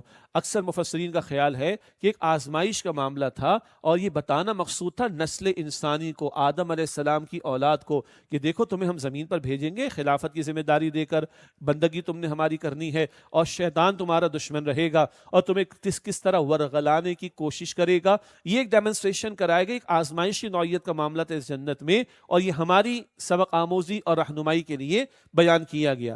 ہاں، جو چاہو سو کرو، جہاں سے چاہو کھاؤ پیو، فلاں فلاں درخت ہے بس اس کے قریب نہ جانا۔ بتایا جا رہا ہے کہ دنیا میں جب بھیجا جائے گا تو کچھ ممنوعات بھی ہوں گے، کچھ پروہیبیشنز بھی ہوں گی، کچھ باتوں کو حرام بھی کیا جائے گا، اور شیطان تمہیں ان طرف لبکانے کی کس طرح کوشش کرے گا۔ یہ آدم و حوا کے واقعے کے ذیل میں نسل انسانی کو سمجھایا جا رہا ہے۔ فَأَذَلَّهُمَ الشَّيْطَانُ عَنْهَا، پھر شیطان نے دونوں کو وہاں سے ڈگمگا دیا۔ فَأَخْرَجَهُمَا مِمَّا كَانَا فِيهِ، اور جس عیش و آرام میں تھے اس سے ان کو نکلوا دیا۔ اب کیسے کیسے اس نے ورغلایا، کس طرح اس نے جو ہے وہ سبز باغ دکھائے، یہ یہاں نہیں، مکی صورتوں میں تفصیل آئے گی، وہاں ہم پڑھیں گے مزید تفصیل سے انشاءاللہ۔ فَأَخْرَجَهُمَا مِمَّا كَانَا فِيهِ، اور جس عیش و آرام میں تھے اس سے ان کو نکلوا دیا۔ وَقُلْنَا اهْبِطُوا، پھر ہم نے کہا تم سب یہاں سے اتر جاؤ، بَعْضُكُمْ لِبَعْضٍ عَدُوٌّ، تم میں سے بعض کے دشمن ہوں گے۔ اول تو شیطان اور انسان کی دشمنی، شیطان ہمارا کیا ہے؟ دشمن ہے۔ قرآن پاک فرماتا ہے، سورہ فاطر کی آیت نمبر 6 ہے، سورہ فاطر کی آیت نمبر 6 میں ہے، ان الشیطان لکم عدو فاتخذوہ عدوا، بے شک شیطان تمہارا دشمن ہے، تم بھی اس کی دشمنی اختیار کرو۔ ویسے تنہائی میں سوچئے گا، ہم اپنے پیارے سے کیوٹ سے خوبصورت سے بچوں کو کبھی کبھی کیا کہتے ہیں؟ بڑا ہی شیطان ہے، چھوٹا بھی نہیں کہتے ہیں، استغفر اللہ۔ اپنے پیارے سے کیوٹ سے خوبصورت سے بچوں کو ہم شیطان نہیں بلکہ بڑا شیطان کہیں گے تو شیطان مردود کبھی یاد رہے گا؟ بتائیے، اس کی دشمنی کبھی یاد رہے گی؟ اللہ اکبر کبیرہ۔ فرمایا وَقُلْنَا اهْبِطُوا، اور پھر ہم نے کہا تم سب یہاں سے اتر جاؤ، بَعْضُكُمْ لِبَعْضٍ عَدُوٌّ، تم میں سے بعض کے دشمن ہوں گے۔ تو ایک طرح شیطان انسانیت کا دشمن، اور شیطان اکیلا نہیں، اس کی پارٹی کے لوگ کہاں ہیں؟ من الجنتی والناس، آخری آیت قرآن پاک کی، من الجنتی والناس، حزب الشیطان، شیطان کی پارٹی ہے پوری۔ تو یہ دشمن ہے تمہارے، اور پہلی دشمنی انسانوں اور شیطان کے درمیان، دوسری دشمنی انسانوں کے ساتھ۔ آج دیکھ لیجیے جو کچھ دکھائی دے رہا ہے، تفصیل کی ضرورت نہیں ہے۔ تو فرمایا بعضکم لبعض عدو، تم میں سے بعض کے دشمن ہوں گے۔ وَلَكُمْ فِي الْأَرْضِ مُسْتَقَرٌّ وَمَتَاعٌ إِلَىٰ حِينٍ، اور تمہارے لیے زمین میں ٹھکانا ہے اور ایک مقررہ وقت تک کے لیے فائدہ اٹھانا ہے۔ عارضی طور پر بھیجے جا رہے ہو، پھر لوٹ کر کہاں جانا ہے؟ اللہ کی طرف۔ کسی کے انتقال کے موقع پر بھی ہم کیا پڑھتے ہیں؟ انا للہ و انا الیہ راجعون، سورۃ البقرہ آیت 156 ہے، بے شک ہم بھی اللہ کو، ہمیں لوٹ کر اللہ کی طرف جانا ہے۔ وہاں سے ادھر بھیجا گیا، ادھر سے ادھر ہی جانا ہے۔ جگہ دل لگانے کی یہ دنیا نہیں ہے، یہ عبرت کی جا ہے، تماشا نہیں ہے۔ وَلَكُمْ فِي الْأَرْضِ مُسْتَقَرٌّ وَمَتَاعٌ إِلَىٰ حِينٍ، اور تمہارے لیے زمین میں ٹھکانا ہے اور ایک مقررہ وقت تک کے لیے فائدہ اٹھانا ہے۔ فَتَلَقَّىٰ آدَمُ مِن رَبِّهِ كَلِمَاتٍ، پھر آدم علیہ السلام نے اپنے رب سے توبہ کے کچھ کلمات سیکھ لیے۔ فَتَابَ عَلَيْهِ، تو اللہ نے ان کی توبہ قبول فرمائی۔ اللہ نے سیکھ لیے، سکھائے خود اللہ، معاف کیجیے گا، آدم علیہ السلام نے سیکھ لیے، سکھائے بھی اللہ نے، سبحان اللہ۔ وہ الفاظ ہمیں یاد ہیں، سورہ اعراف آیت نمبر 23، سورہ اعراف کی آیت نمبر 23 مشہور الفاظ ہیں، ربنا ظلمنا انفسنا وان لم تغفر لنا وترحمنا لنکونن من الخاسرین، اللہ ہی نے سکھا دی۔ سبحان اللہ، اللہ بہت پیارا ہے۔ خطا ہو جائے توبہ کا دروازہ کھلا ہے، اور اللہ نے مانگنے کے طریقے بھی بتائے، کتاب و سنت میں ہمیں الفاظ مل جاتے ہیں، اور اللہ بار بار موٹیویشن دیتا ہے، ترغیب دیتا ہے، مانگ لو میں تمہیں معاف کر دوں گا۔ اللہ ہم سب کو معاف فرما دے، اللہ ہم سب کو معاف فرما دے، اللہ ہم سب کو سچی پکی توبہ کی توفیق عطا فرما دے۔ یہی اس واقعے سے ہمیں لینا ہے۔ آدمیت کیا ہے؟ خطا ہو جائے جھک جاؤ، معافی مانگ لو۔ شیطنت کیا ہے؟ اڑ جاؤ اور جسٹیفیکیشن دو، بہانے پیش کرو اس کے لیے، معاذ اللہ۔ نہ، آدمیت کا رویہ اختیار کرو، جھک جانے کا۔ فَتَلَقَّىٰ آدَمُ مِن رَبِّهِ كَلِمَاتٍ، پھر آدم علیہ السلام نے اپنے رب سے توبہ کے کچھ کلمات سیکھ لیے۔ فَتَابَ عَلَيْهِ، تو اللہ نے ان کی توبہ قبول فرمائی۔ إِنَّهُ هُوَ التَّوَّابُ الرَّحِيمُ، بے شک وہ اللہ بہت توبہ قبول فرمانے والا، نہایت رحم فرمانے والا ہے۔ قُلْنَا اهْبِطُوا مِنْهَا جَمِيعًا، ہم نے کہا تم سب یہاں سے اتر جاؤ۔ یہ دوسری مرتبہ آ رہا ہے، ہم نے کہا تم سب یہاں سے اتر جاؤ، ایک مراد زمین کی طرف بھیجا جا رہا ہے۔ فَإِمَّا يَأْتِيَنَّكُم مِّنِّي هُدًى، پھر اگر تمہارے پاس میری طرف سے ہدایت آئے، فَمَن تَبِعَ ہُدَايَ، تو جس سے میری ہدایت کی پیروی کی، فَلَا خَوْفٌ عَلَيْهِمْ وَلَا هُمْ يَحْزَنُونَ، تو ان پر نہ کوئی خوف ہوگا اور نہ وہ غمگین ہوں گے۔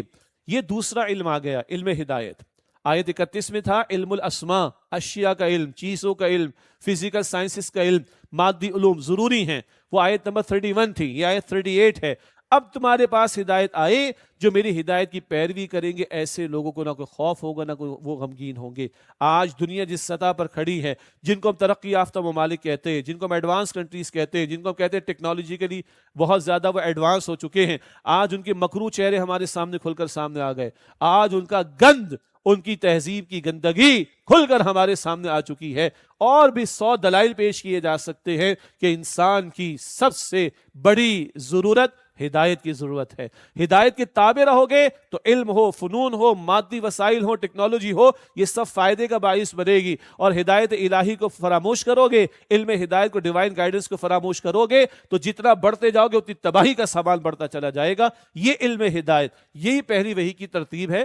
پہلی وحی سورہ علق، پہلی آیت، اقرا بسم ربک، پڑھیے اپنے رب کے نام سے، پڑھیے، کوئی مسئلہ نہیں، تعلیم لیجیے کوئی مسئلہ نہیں، ٹیکنالوجی لیجیے کوئی مسئلہ نہیں، مگر بسم ربک، اپنے رب کے نام کے ساتھ۔ یہ رب کا نام تو آج دور ہو گیا، یہ علم ہدایت تو آج دور ہو گئی۔ دنیا کے نظارے ہمارے سامنے ہیں، اور ہاں، بڑے مجرم ہم مسلمان ہیں جن کے پاس قرآن پاک موجود ہے، جن کے پاس پیغمبر کی تعلیم موجود ہے، مگر ہم دنیا کے سامنے اس سطح پر پریزنٹ نہیں کر رہے جو کہ اس کا تقاضا ہے۔ اللہ ہمیں اس کی توفیق عطا فرمائے۔ فرمایا فَإِمَّا يَأْتِيَنَّكُم مِّنِّي هُدًى، پھر اگر تمہارے پاس میری طرف سے ہدایت آئے، فَمَن تَبِعَ هُدَايَ، تو جس سے میری ہدایت کی پیروی کی، فَلَا خَوْفٌ عَلَيْهِمْ، تو ان پر نہ کوئی خوف ہوگا، وَلَا هُمْ يَحْزَنُونَ، اور نہ وہ غمگین ہوں گے۔ وَالَّذِينَ كَفَرُوا وَكَذَّبُوا بِآيَاتِنَا، اور جن لوگوں نے کفر کیا اور ہماری آیات کو جھٹلایا، اولئک اصحاب النار، وہ لوگ جہنمی ہیں، آگ والے ہیں، ہم فیہا خالدون، وہ اس میں ہمیشہ رہیں گے۔ اللہم اجرنا من النار، اے اللہ ہم سب کو آگ کے عذاب سے محفوظ فرما۔ یہ سورۃ البقرہ کے یہاں پر آ کر 4 رکوع مکمل ہوئے۔ تفصیل کچھ آئی ہے، وجہ یہ ہے کہ مکی صورتیں جو 2/3 قرآن پاک ہے، ان کے اہم مضامین کو یہاں پر بتایا گیا اور بیان کر دیا گیا مختصر الفاظ میں۔ اب سورۃ البقرہ کا 5واں رکوع شروع ہو رہا ہے۔ یہ 5ویں رکوع سے ہم جائیں گے 14ویں رکوع تک، اور 15ویں رکوع کی 2 مزید آیات۔ یہ سلسلہ کلام آئندہ بھی جاری رہے گا۔ اب جو یہ سلسلہ کلام آ رہا ہے، یہاں ہم شروع کر رہے ہیں آیت نمبر 40 سے، اور 15ویں رکوع تک یہ سلسلہ، 14ویں رکوع کے اختتام اور 15ویں رکوع کی پہلی 2 آیات تک یہ سلسلہ جاری رہے گا۔ وہاں پر ہم پڑھیں گے یہاں سے لے کے وہاں تک بنی اسرائیل کا تذکرہ۔ ہم سے پہلے کون امت مسلمہ؟ بنی اسرائیل۔ اسرائیل، اسر کہتے ہیں بندے کو، ایل کہتے ہیں اللہ کو، یہ ہبریو ہے، عبرانی جس میں تورات وغیرہ نازل ہوئی، پچھلی کتابیں۔ اسرائیل کا مطلب اللہ کا بندہ، آج تو ایک ملک کا نام ہے نا، لیکن اسرائیل یہ اس کا ترجمہ بنے گا اردو میں اللہ کا بندہ۔ یہ لقب ہے حضرت یعقوب علیہ السلام کا۔ یعقوب علیہ السلام کے 12 بیٹے، جن میں مشہور کون ہیں؟ یوسف علیہ السلام۔ ان سے جو نسل چلی یہ بنی اسرائیل کہلاتی ہے۔ یہود بھی انہی میں ہوئے، نصارہ بھی انہی میں ہوئے، اور 14 صدیوں تک ان میں نبوت کا سلسلہ رہا، اور ان کو تورات، زبور، انجیل جیسی کتابیں عطا ہوئیں، اور بڑی بڑی بادشاہت، داؤد علیہ السلام کی بادشاہت، سلیمان علیہ السلام کی بادشاہت ان کو عطا ہوئی۔ ان کے ایک ایک وقت میں کئی انبیاء موجود رہے، سینکڑوں نہیں ہزاروں انبیاء ان میں آئے۔ یہ پوری تاریخ ہے ان کی۔ اور دور نبوی میں جو یہود موجود تھے ان پر بھی سرزنش ہے، اور ان کو بتایا جا رہا ہے تمہاری تاریخ بھی تمہارے سامنے، اور آخری پیغمبر صلی اللہ علیہ وسلم کی بشارات تمہاری کتابوں میں۔ آخری پیغمبر کو تم ایسے جانتے ہو جیسے اپنے بیٹوں کو جانتے ہو۔ یہ بات آگے ہم پڑھیں گے انشاءاللہ۔ تو یہ سلسلہ کلام ذہن میں رہے۔ یہود سے مکالمہ ہو رہا ہے۔ یہود کے علماء تو اچھی طرح کتاب کو جانتے تھے، ان کو بھی توجہ دلائی گئی، اور ان کے عوام کو بھی متوجہ کیا گیا ہے۔ یہود میں جو بگاڑ پیدا ہوا، ان کے علماء میں جو بگاڑ پیدا ہوا، ان کی عوام میں جو بگاڑ پیدا ہوا، جو انہوں نے اپنے دین کا حلیہ بگاڑ دیا، یہ ساری باتیں بیان کی گئی ہیں اور ان کی اصلاح بھی کی گئی ہے۔ اچھا، اب جو 5واں رکوع ہے یہ ان کے لیے فاتحہ ہے۔ کیا مطلب؟ یہ 10 رکوع بنتے کم و بیش، 5ویں سے لے کے 14ویں رکوع تک کم و بیش۔ یہ جو 10 رکوع ہیں، ان میں جو 5واں رکوع ابھی ہم شروع کر رہے ہیں، یہ فاتحہ اس پورے خطاب کا، انہیں دعوت دی جا رہی ہے۔ دیکھو محمد مصطفیٰ آ گئے صلی اللہ علیہ وسلم، تم صدیوں سے یہاں پر آباد ہو نا، یثرب میں، یہ پرانا نام ہے مدینہ شریف کا، تم صدیوں سے آباد، تم منتظر آخری پیغمبر کا ظہور کھجور والی زمین میں ہوگا، آ گئے محمد مصطفیٰ علیہ السلام، ان پر ایمان لاؤ۔ مگر کیا ہوا؟ یہ حسد میں مبتلا ہو گئے۔ ابو جہل جیسے لوگوں کا تکبر کا پہلو زیادہ تھا، یہود کا حسد کا پہلو نمایاں ہے۔ حسد کیا ہو گیا؟ یہ کیا ہو گیا بھائی؟ صدیوں سے بنی اسرائیل میں جو ہے نبوت کا سلسلہ چلا آ رہا تھا، یہ بنی اسماعیل میں کیسے چلا گیا؟ How is it possible? حسد کے شکار ہوئے، جانتے بوجھتے نبی علیہ السلام کی رسالت کا انکار کیا اور دشمن نمبر 1 بھی بنے۔ سورہ مائدہ کی آیت نمبر 82 کے مطابق ان کو دعوت دی جا رہی اول 5ویں رکوع میں، اور پھر اگلے جو 9 رکوع ہوں گے 6 رکوع سے شروع کریں گے تو ان کی ہسٹری اور ان کی حوالے سے چارج شیٹ اور ان کی سزائیں اور ان کے کرتوتوں کا تذکرہ ہمیں ملے گا۔ اور پتہ ہے کس لیے؟ ہم مسلمانوں کی عبرت و سبق آموزی کے لیے۔ یہ تھوڑی وضاحت ہو گئی۔ اب آئیے 5ویں رکوع کا آغاز کرتے ہیں۔ ارشاد ہوا یا بنی اسرائیل اذکروا نعمتی التی انعمت علیکم، اے بنی اسرائیل یاد کرو میرا وہ احسان جو میں نے تم پر کیا، وَأَوْفُوا بِعَهْدِي أُوفِي بِعَهْدِكُمْ، اور تم میرے ساتھ کیے ہوئے عہد کو پورا کرو، میں تمہارے ساتھ کیے گئے عہد کو پورا کروں گا۔ ان کی پچھلی کتابوں میں موجود موسیٰ علیہ السلام کے الفاظ موجود، ڈیوٹرونومی جو اولڈ ٹیسٹمنٹ ہے اس میں موجود کہ اللہ ایک پیغمبر کو بھیجے گا، اس کے منہ میں کلام ڈالے گا، تم نے اس کی بات ماننی ہے، تم نے ان کا ساتھ دینا ہے،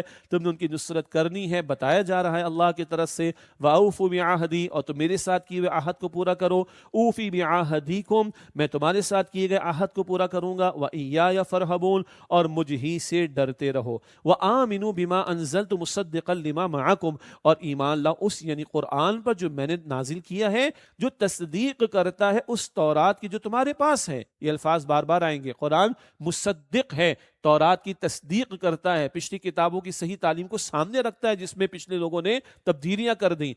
مصدقا لما معکم، جو تصدیق کرتا ہے اس تورات کی جو تمہارے پاس ہیں، وَلَا تَكُونُوا أَوَّلَ كَافِرٍ بِهِ، اور تم سب سے پہلے اس کا انکار کرنے والے نہ بنو۔ خاص طور پر علماء یہود اچھی طرح جانتے تھے، بیٹوں یعرفونہ کما یعرفون ابناءہم، دوسرے پارے کے شروع میں پڑھیں گے، ایسے پہچانتے نبی علیہ السلام کو جیسے اپنے بیٹوں کو۔ ان کی عوام کا حال تو ہماری عوام کی طرح تھا، پتہ نہیں تھا کتاب میں کیا لکھا ہے، مگر ان کی علماء کو تو پتہ تھا نا۔ ان کو کہا جا رہا ہے وَلَا تَكُونُوا أَوَّلَ كَافِرٍ بِهِ، اور تم سب سے پہلے اس کا انکار کرنے والے نہ بنو۔ وَلَا تَشْتَرُوا بِآيَاتِي ثَمَنًا قَلِيلًا، اور نہ بیچ ڈالو میری آیتوں کو تھوڑے سے معاوضے میں۔ کیا ان کو پریشانی ہو گئی یہود کے علماء کو؟ جبے تھے، قبے تھے، ہمارے محاورے میں دستاریں تھیں اور مقام تھا، منصب تھا، لوگ مٹھیاں گرم کرتے تھے، ان کی سہ تھی، ان کے ہاتھ دباتے تھے، ان کے پیر دباتے تھے، ان کو جو ہے نذرانے پیش کرتے تھے۔ اب اگر یہ محمد مصطفیٰ صلی اللہ علیہ وسلم کو اللہ کا رسول مان لیں تو تابع ہو کر چلنا پڑے گا، تو یہ بچے گا سب کچھ؟ ہاں، اکنامک کرائسس آ جائیں گے کہ نہیں؟ معیشت کا ستیہ ناش ہو جائے گا کہ نہیں؟ ہماری تو حیثیت ہی ختم ہو جائے گی۔ یہ شے، یہ مال کی محبت لے ڈوبی اور اللہ کی کتاب میں انہوں نے تحریف کی، نبی علیہ السلام کے بارے میں موجود بشارات کو چھپانے کی کوشش کی اور تحریف کی۔ فرمایا وَلَا تَشْتَرُوا بِآيَاتِي ثَمَنًا قَلِيلًا، اور نہ بیچ ڈالو میری آیتوں کو تھوڑے سے معاوضے میں، وَإِيَّايَ فَاتَّقُونِ، اور مجھ ہی سے ڈرو۔ وَلَا تَلْبِسُوا الْحَقَّ بِالْبَاطِلِ، اور حق کو باطل کے ساتھ گڑبڑ نہ کرو، وَتَكْتُمُوا الْحَقَّ وَأَنْتُمْ تَعْلَمُونَ، اور جان بوجھ کر حق کو نہ چھپاؤ۔ اے یہود کے علماء، تم اچھی طرح جانتے ہو، تمہاری کتابوں میں آخری پیغمبر کی بشارتیں موجود ہیں، ان کی علامات موجود ہیں۔ سبحان اللہ۔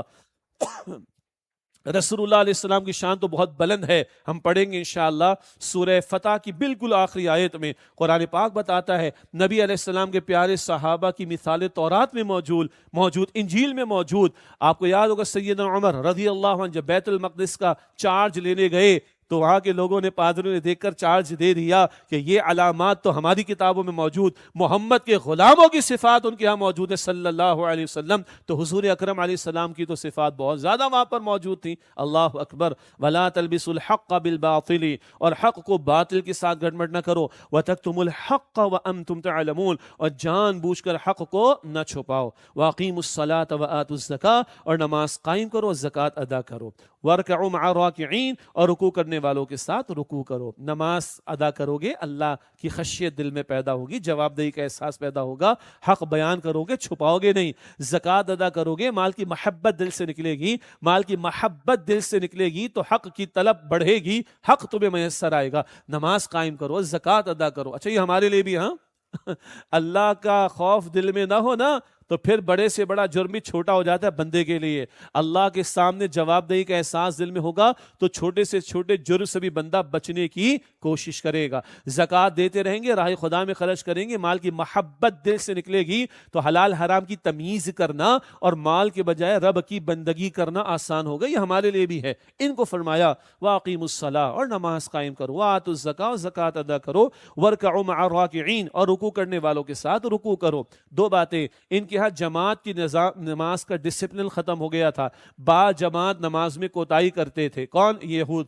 اور اسی طرح رکوع ختم ہو گیا، قیام کے بعد سیدھے سجدے میں، رکوع کا معاملہ ختم ہو گیا تھا تو توجہ دلائی گئی وَارْكَعُوا مَعَ الرَّاكِعِينَ، اور رکوع کرنے والوں کے ساتھ رکوع کرو. اللہ ہمیں بھی پورے آداب کے ساتھ نماز ادا کرنے کی توفیق دے، اور مردوں کے لیے بہرحال جماعت کی پابندی لازم ہے، با جماعت نماز ادا کرنے کا اہتمام کرنے کی توفیق عطا فرمائے. ان کو ہدایت دی جا رہی ہے. ذہن میں رہے مخاطبت ہو رہی یہود سے، خاص صبر ان کے علماء، اور ان کو نبی صلی اللہ علیہ وسلم پر ایمان لانے کی دعوت دی جا رہی ہے. فرمایا اتأمرون الناس بالبر وتنسون انفسکم، کیا تم لوگوں کو نیکی کا حکم دیتے ہو اور اپنے آپ کو بھول جاتے ہو؟ وانتم تتلون الکتاب، حالانکہ تم کتاب کی تلاوت بھی کرتے ہو. افلا تعقلون، تو کیا تم اتنا بھی نہیں سمجھتے؟ دوسروں کو کہتے ہو بڑے عالم بنتے ہو، بڑے واعظ بنتے ہو، بڑے اوریٹر بنتے ہو، بڑی باتیں کرتے ہو، بڑی خطابت کی جوہر دکھاتے ہو، خیر کا کام کرو، نیکی کا کام کرو، تمہارا اپنا حل کیا ہے؟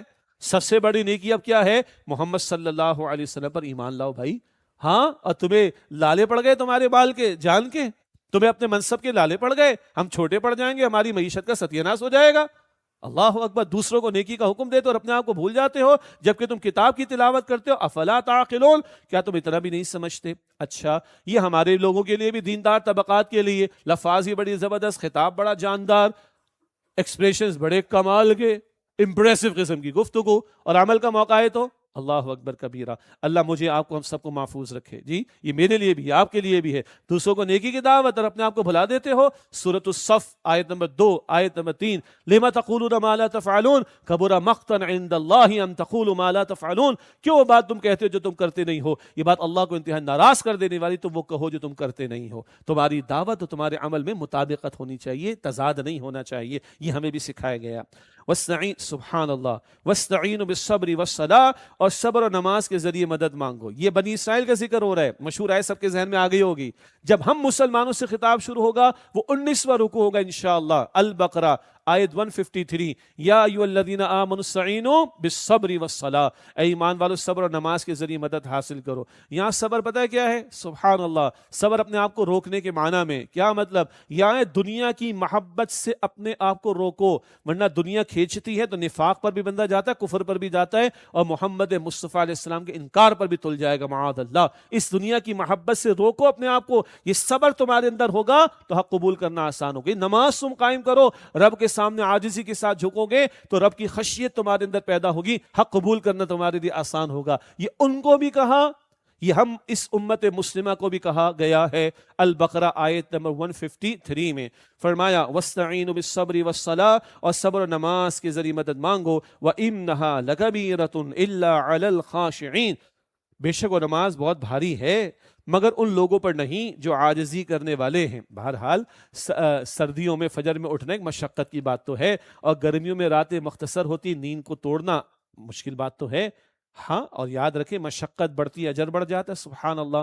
دیکھیے تجوید کی کلاسز ہوتی ہیں نا، قرآن پاک کو درست پڑھنا چاہیے. ایک حدیث سنائی جاتی بخاری شریف کی، جس کا حاصل کیا ہے؟ جو اٹک اٹک کر قرآن پاک کی تلاوت کرتا ہے، مشقت ہے نا، اٹک اٹک کر دوہرا ثواب ملتا ہے، ڈبل تلاوت کا ثواب اور اٹکنے کی مشقت کا ثواب. اب میں آپ کو دیکھ رہا ہوں، آپ حضرات، خواتین، بچے، بوڑھے سب بیٹھے ہوئے ہیں، اور آج ہم 1-1 گھنٹے کے سیشنز کر رہے ہیں. ایک مشقت تو ہے نا بھائی. اب نیچے بیٹھنے، فرش نشست کا معاملہ تو ہمارے دور میں کم ہوتا چلا جا رہا ہے. مشقت تو ہے، راتیں طویل یہاں گزارنی ہم نے، اللہ تعالیٰ کی توفیق سے، اللہ قبول فرمائے. لیکن مشقت ہے تو اجر بڑھ جائے گا. اور رمضان میں اجر کتنا بڑھتا ہے؟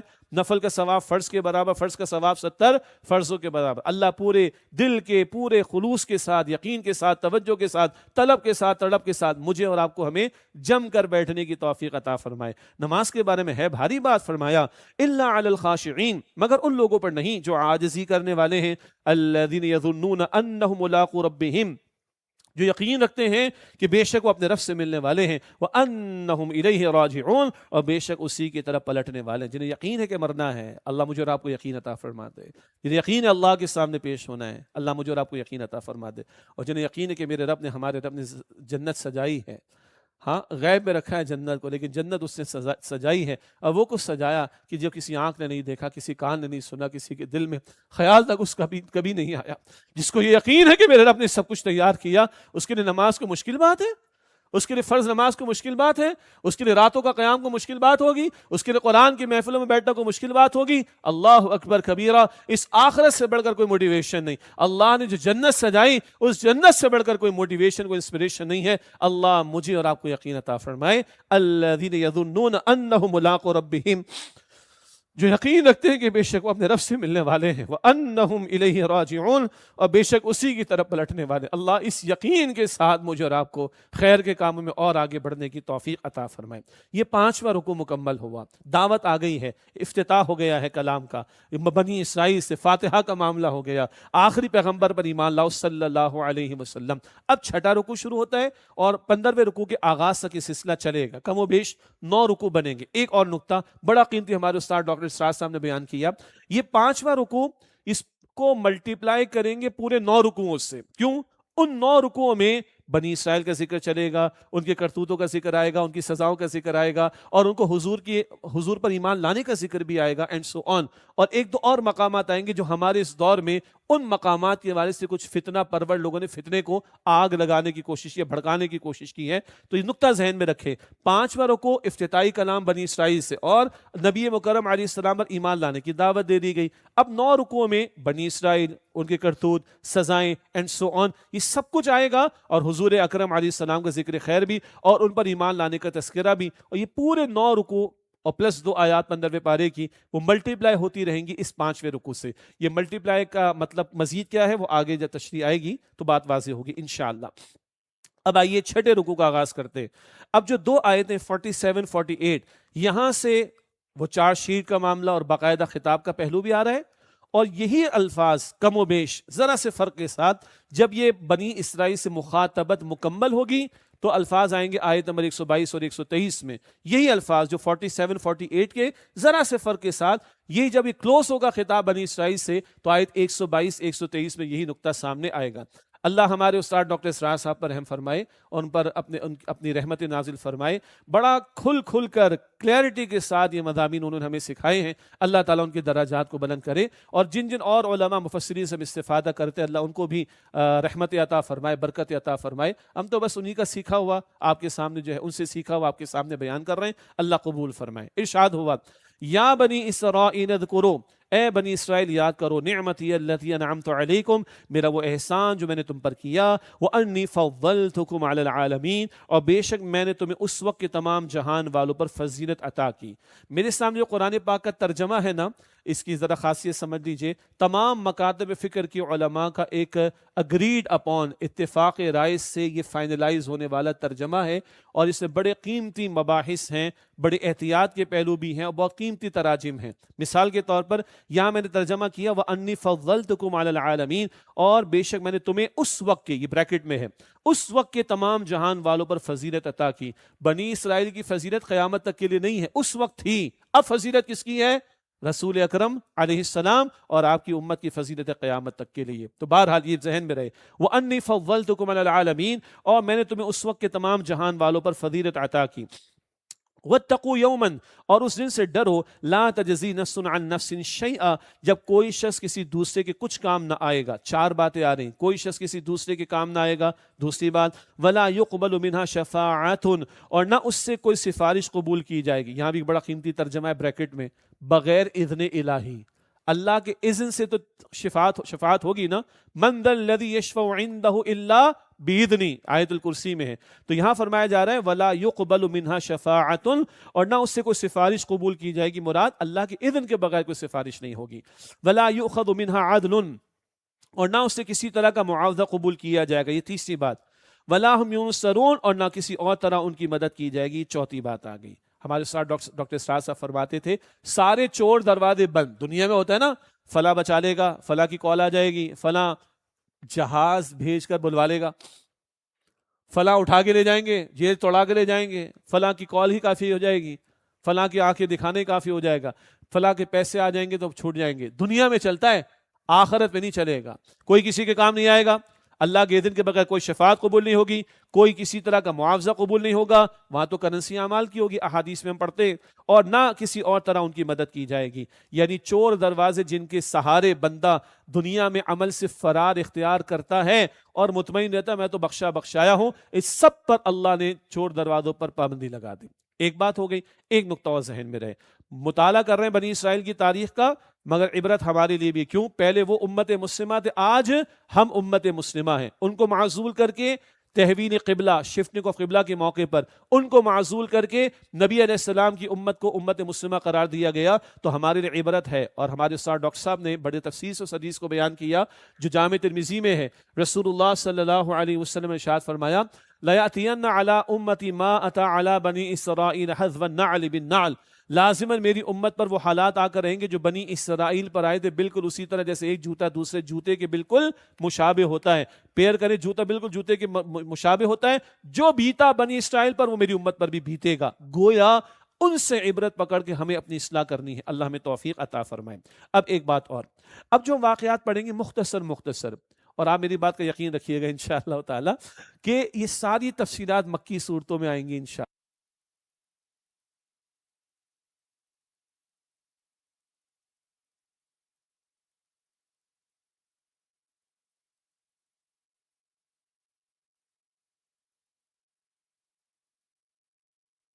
واقعات میں زمانی ترتیب نہیں، توجہ فرمائیے گا، بعد والا واقعہ پہلے والا واقعہ بعد میں، یہ بھی بات چلے گی اس کے اندر، اور تفصیل کم ہے، تفصیلات مکی صورتوں میں زیادہ آئیں گی انشاءاللہ۔ فرمایا وَإِذْ نَجَّيْنَاكُم مِّنْ آلِ فِرْعَوْنَ، اور یاد کرو جب ہم نے تم کو آل فرعون سے نجات عطا کی، يَسُومُونَكُمْ سُوءَ الْعَذَابِ، وہ تمہیں بری طرح اذیت پہنچاتے تھے، يُذَبِّحُونَ أَبْنَاءَكُمْ وَيَسْتَحْيُونَ نِسَاءَكُمْ، تمہارے بیٹوں کو وہ ذبح کرتے تھے، تمہاری عورتوں یعنی بیٹیوں کو زندہ چھوڑ دیتے تھے۔ وفی ذالکم بلاء من ربکم عظیم، اور اس میں تمہارے رب کی طرف سے بہت بڑی آزمائش تھی۔ بیٹوں کا ذبح ہونا، بیٹیوں کا زندہ رکھا جانا، یہ معاملہ 2 مرتبہ پیش آیا ہے۔ اور ایک اور بات نوٹ کیجئے گا، موسیٰ علیہ السلام کے دور میں ان کے تعلق سے 2 فرعون گزرے ہیں۔ مصر کے بادشاہ کو کیا کہتے تھے؟ فرعون، 2 گزرے ہیں۔ تفصیلات مکی صورتوں میں انشاءاللہ، بڑی آزمائش تھی۔ وَإِذْ فَرَقْنَا بِكُمُ الْبَحْرَ، اور یاد کرو جب ہم نے تمہارے سمندر کو پھاڑ دیا، فَأَنْجَيْنَاكُمْ، پھر تمہیں نجات دی، وَأَغْرَقْنَا آلَ فِرْعَوْنَ، اور آل فرعون کو غرق کر دیا، وَأَنْتُمْ تَنْظُرُونَ، جبکہ تم یہ سب دیکھ رہے تھے۔ میں نے عرض کیا تھا ایک ایک آیت میں 2 آیتوں میں ایک واقعہ، تفصیلات بعد میں مکی صورتوں میں تفصیل سے آ جائیں گی انشاءاللہ۔ وَإِذْ وَاعَدْنَا مُوسَىٰ 40 لَيْلَةً، اور یاد کرو جب ہم نے موسیٰ علیہ السلام سے 40 راتوں کا وعدہ کیا، ثُمَّ اتَّخَذْتُمُ الْعِجْلَ مِن بَعْدِهِ، پھر ان کے طور پہاڑ پر جانے کے بعد تم نے بچڑے کو معبود بنا لیا، وَأَنْتُمْ ظَالِمُونَ، اور تم ظالم بن گئے۔ بچڑے کی پوجا پاٹ ہم جانتے ہیں، جو شرک کیا بنی اسرائیل کے لوگوں نے، پھر ان کو سزا بھی دی گئی۔ ثم عفونا عنکم من بعد ذلك لعلکم تشکرون، پھر اس کے بعد ہم نے تمہیں معاف کر دیا تاکہ تم شکر کرو، لیکن ایک سزا کا نفاذ ہوا، بعد میں ذکر آئے گا انشاءاللہ۔ وَإِذْ آتَيْنَا مُوسَى الْكِتَابَ وَالْفُرْقَانَ، اور یاد کرو جب ہم نے موسیٰ علیہ السلام کو کتاب اور فرق کرنے والا یعنی معجزہ عطا کیا، لعلکم تہتدون، تاکہ تم ہدایت پاؤ۔ کتاب احکام کے مجموعے کو کہتے ہیں، اس سے مراد تورات بھی ہے۔ فرقان کا لفظ فرق کر دینے کے معنی میں، اور کئی اعتبارات سے آتا ہے۔ ایک رائے کہ تورات کی صفت یہ بھی کہ وہ فرقان حق اور باطل میں کلام ایسا ہے یہ کہ جو حق اور باطل میں فرق کر دیتا ہے، اور ایک مراد یہ کہ جو موسیٰ علیہ السلام کو معجزات دیے گئے تھے، عظیم الشان معجزات، جو چمکتا ہاتھ تھا اور اسی طرح عصا، یہ معجزات مراد ہیں اس فرقان سے۔ یہ دونوں آراء بیان کی گئیں۔ وَإِذْ آتَيْنَا مُوسَى الْكِتَابَ، اور یاد کرو جب ہم نے موسیٰ علیہ السلام کو کتاب اور فرق کرنے والا یعنی معجزہ عطا کیا، لعلکم تہتدون، تاکہ تم ہدایت پاؤ۔ وَإِذْ قَالَ مُوسَىٰ لِقَوْمِهِ، اور یاد کرو جب موسیٰ علیہ السلام نے اپنی قوم سے فرمایا، یا قوم انکم ظلمتم انفسکم، اے میری قوم یقیناً تم نے اپنے اوپر ظلم کیا، یعنی بچڑے کی پوجا پاٹ جن لوگوں نے کی وہ تو مشرک ہو گئے، ظلم کا لفظ قرآن پاک میں شرک کے لیے بھی آیا ہے۔ سورہ لقمان کی آیت نمبر 13، سورہ لقمان کی آیت نمبر 13 میں ہے ان الشرک لظلم عظیم، یقینا شرک سب سے بڑا ظلم ہے۔ یا قوم انکم ظلمتم انفسکم، اے میری قوم یقینا تم نے اپنے اوپر ظلم کیا، باتخاذکم العجل، بچھڑے کو بطور معبود اختیار کر کے، فتوبوا الی باریئکم، تو تم اپنے خالق کے حضور توبہ کرو، فقتلوا انفسکم، پھر ایک دوسرے کو قتل کرو۔ یہ بڑا خطرناک حکم مگر ہے، ایک دوسرے کو قتل کرو مراد 12 قبیلے تھے، ہر قبیلے کے فرد افراد کو کہا گیا کہ تمہارے قبیلے میں سے جن لوگوں نے شرک کیا ان کو قتل کیا جائے۔ اس کو سمجھ لیں، اپوسٹیٹ کہتے ہیں انگلش میں مرتد کو، جو دین سے پھر جائے اس کو مرتد کہتے ہیں، اپوسٹیٹ۔ اور موسیٰ علیہ السلام کی شریعت میں بھی اپوسٹیٹ یا مرتد کی سزا قتل تھی، اور یہی سزا ہماری شریعت میں بھی جاری ہے۔ رسول اکرم علیہ السلام کی شریعت میں بھی مرتد یعنی اپوسٹیٹ کی سزا قتل ہے۔ اس کی تفصیل ہے، کوئی اس طرح کی حرکت کرے گا اس کو سمجھانے کا موقع دیا جائے، سمجھنے کا موقع دیا جائے گا، اشکالات میں جوابات دیے جائیں گے اینڈ سو آن، اور پھر بھی نہیں مانتا تو وقت کی اتھارٹی، اور یقیناً اسلامی مملکت تو ہو، وقت کی اتھارٹی کے تحت پھر یہ سزا نافذ کی جائے گی۔ تو وہ سزا تھی اپوسٹیٹ کی، مرتد کی، جس کا ذکر یہاں ہو رہا ہے، فَقْتُلُوا أَنفُسَكُمْ، پھر ایک دوسرے کو قتل کرو، یہ مرتد یا اپوسٹیٹ کی سزا کا ذکر۔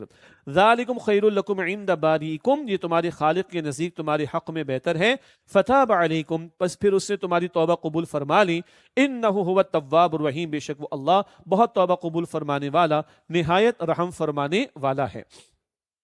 وَإِذْ قُلْتُمْ يَا مُوسَىٰ، اور یاد کرو جب تم نے کہا اے موسیٰ، لَن نُؤْمِنَ لَكَ، ہم ہرگز آپ پر یقین نہیں کریں گے، حَتَّىٰ نَرَى اللَّهَ جَهْرَةً، جب تک ہم اللہ کو ظاہر نہ دیکھ لیں، فَأَخَذَتْكُمُ الصَّاعِقَةُ، تو تمہیں بجلی کی کڑک نے آ پکڑا، وَأَنتُمْ تَنظُرُونَ، اس حال میں کہ تم دیکھتے رہ گئے۔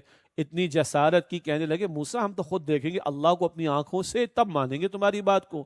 اللہ اکبر، اللہ نے ان کو بجلی کی کڑک کے ذریعے ہلاک کیا، اور پھر بہرحال ان کو زندگی بھی اللہ نے عطا فرمائی۔ اگلے الفاظ آ رہے ہیں، ثم بعثناکم من بعد موتکم، پھر تمہاری موت کے بعد ہم نے تمہیں دوبارہ زندہ کیا، لعلکم تشکرون، تاکہ تم شکر کرو۔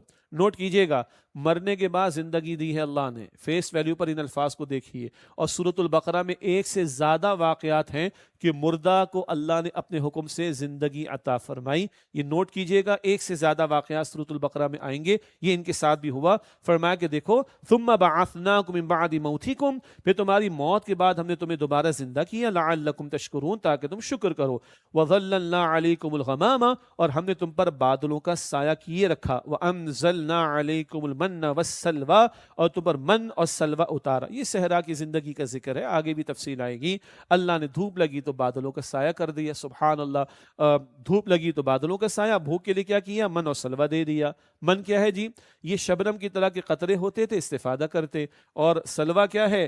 یہ بٹیر کی مانند پرندے ہوا کرتے تھے، شکار کر کے ان سے استفادہ کرتے تھے۔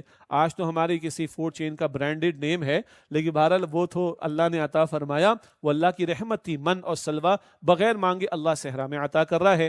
فرمایا کلوا من طیبات ما رزقناکم، کلو من طیبات ما رزقناکم، فرمایا تم ان پاکیزہ چیزوں میں سے کھاؤ پیو جو ہم نے تمہیں بطور رزق عطا کی ہیں، وما ظلمونا، اور انہوں نے ہمارا کچھ نقصان نہ کیا، ولیکن کانوا انفسہم یظلمون، بلکہ وہ اپنے آپ پر ہی ظلم کرتے تھے۔ اللہ نعمتوں کا ذکر کر رہا ہے اور ان کے کرتوتوں کا ذکر بھی کر رہا ہے، اللہ معافی کا ذکر بھی کر رہا ہے، پھر یہ کرتوتوں میں آگے بڑھ جایا کرتے تھے اور نافرمانیاں کرتے تھے، مستقل چارج شیٹ کا ذکر۔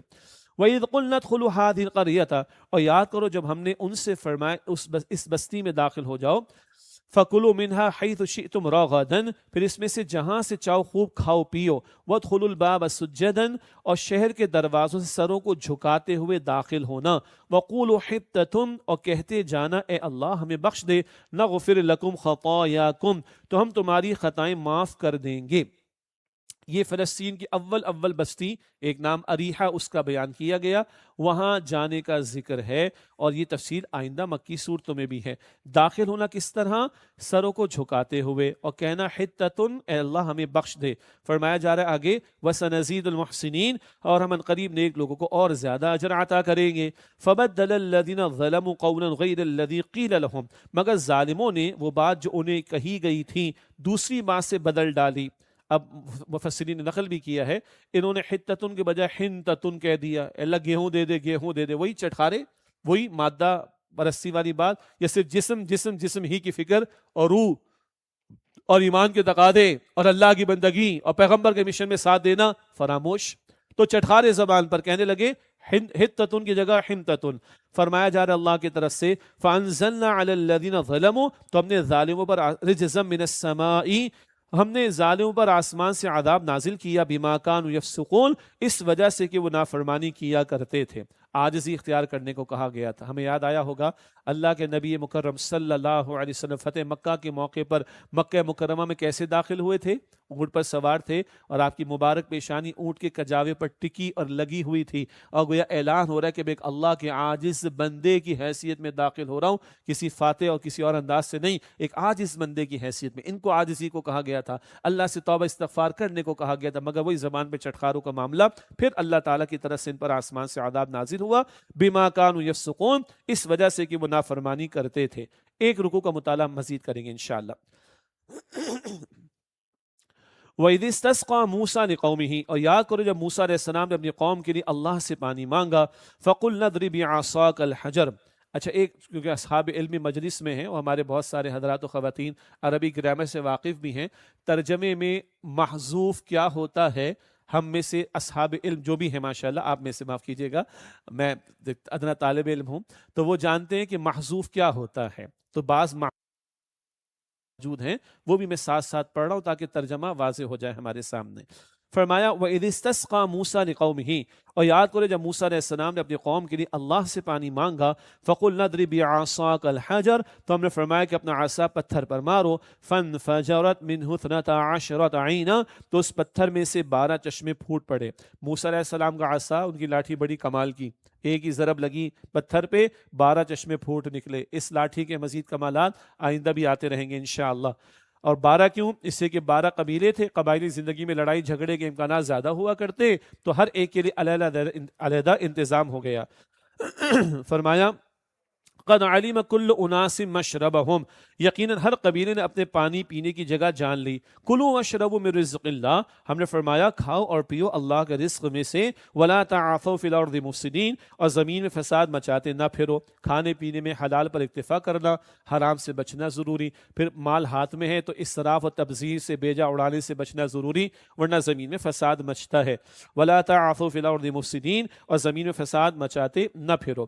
وَإِذْ قُلْتُمْ يَا مُوسَىٰ، اور یاد کرو جب تم نے کہا اے موسیٰ، لَمْ نَصْبِرْ عَلَىٰ طَعَامٍ وَاحِدٍ، ہم ایک ہی کھانے پر ہرگز صبر نہیں کر سکتے. کیا کریں؟ پیٹ بھرا ہو تو مستیاں سوچتی ہیں نا بھائی، اب مستیاں سوچ رہی ہیں، ہم ایک کھانے پر صبر نہیں کر سکتے. اللہ کی عطا مل رہی ہے بغیر مانگے، بغیر محنت کیے، بغیر ایگزریشن کے، کوئی تکلف کیے بغیر، کوئی تکلیف اٹھائے بغیر، من و سلوہ مل رہا ہے، مگر زبان پر اب چٹخارے. لن نصبر علی طعام واحد، ہم ایک ہی کھانے پر ہرگز صبر نہیں کر سکتے. فادع لنا ربک، لہذا ہمارے لیے اپنے رب سے دعا کیجیے. یخرج لنا مما تنبت الارض، کہ ہمارے لیے وہ چیزیں نکالے جو زمین اگاتی ہے. من بقلها وقثائها وفومها وعدسها وبصلها، اس کا ساگ اور ککڑی اور گیہوں اور مسور اور پیاز. آج کے اعتبار سے ہم لاہور بیٹھے ہیں، میں کراچی سے زیادہ تعلق رکھتا ہوں، ہم سب کو پتہ ہے چٹخاروں کی انتہا کہاں پہنچی ہوئی. ذرا ذہن میں رکھ لیجئے گا، اللہ کی عطا محنت کے بغیر مل رہی تھی. ان لوگوں کو خاص طور پر بات ہو رہی ہے، مگر زبان پہ چٹخارے، پیٹ بھرے تو مستیاں سوج رہی، ورنہ بھوک شدید ہو تو بقول شخص سے سوکھی لکڑی بھی پاپڑ کا مزہ دے دیتی ہے. ذہن میں رکھیے گا. من بقلیہا وقثائہا وفومہا وعدسیہا وبصلیہا، اس کا ساگ اور ککڑی اور گیہوں اور مسور اور پیاز. قال اتستبدلون الذی هو ادنی بالذی هو خیر، موسیٰ علیہ السلام نے فرمایا کیا تم بدلے میں لینا چاہتے ہو وہ چیز جو ادنا ہے اس چیز کی جگہ جو عمدہ ہے؟ اللہ کی عطا تمہیں پسند نہیں اور ادنا چیزوں کے چٹخارے تمہاری زبانوں پر. اہبطوا مصرا، اللہ اکبر. پیغمبروں میں موسیٰ علیہ السلام کا جلال بڑا شدید ہے، جلال اور غیرت دینی کی وجہ سے.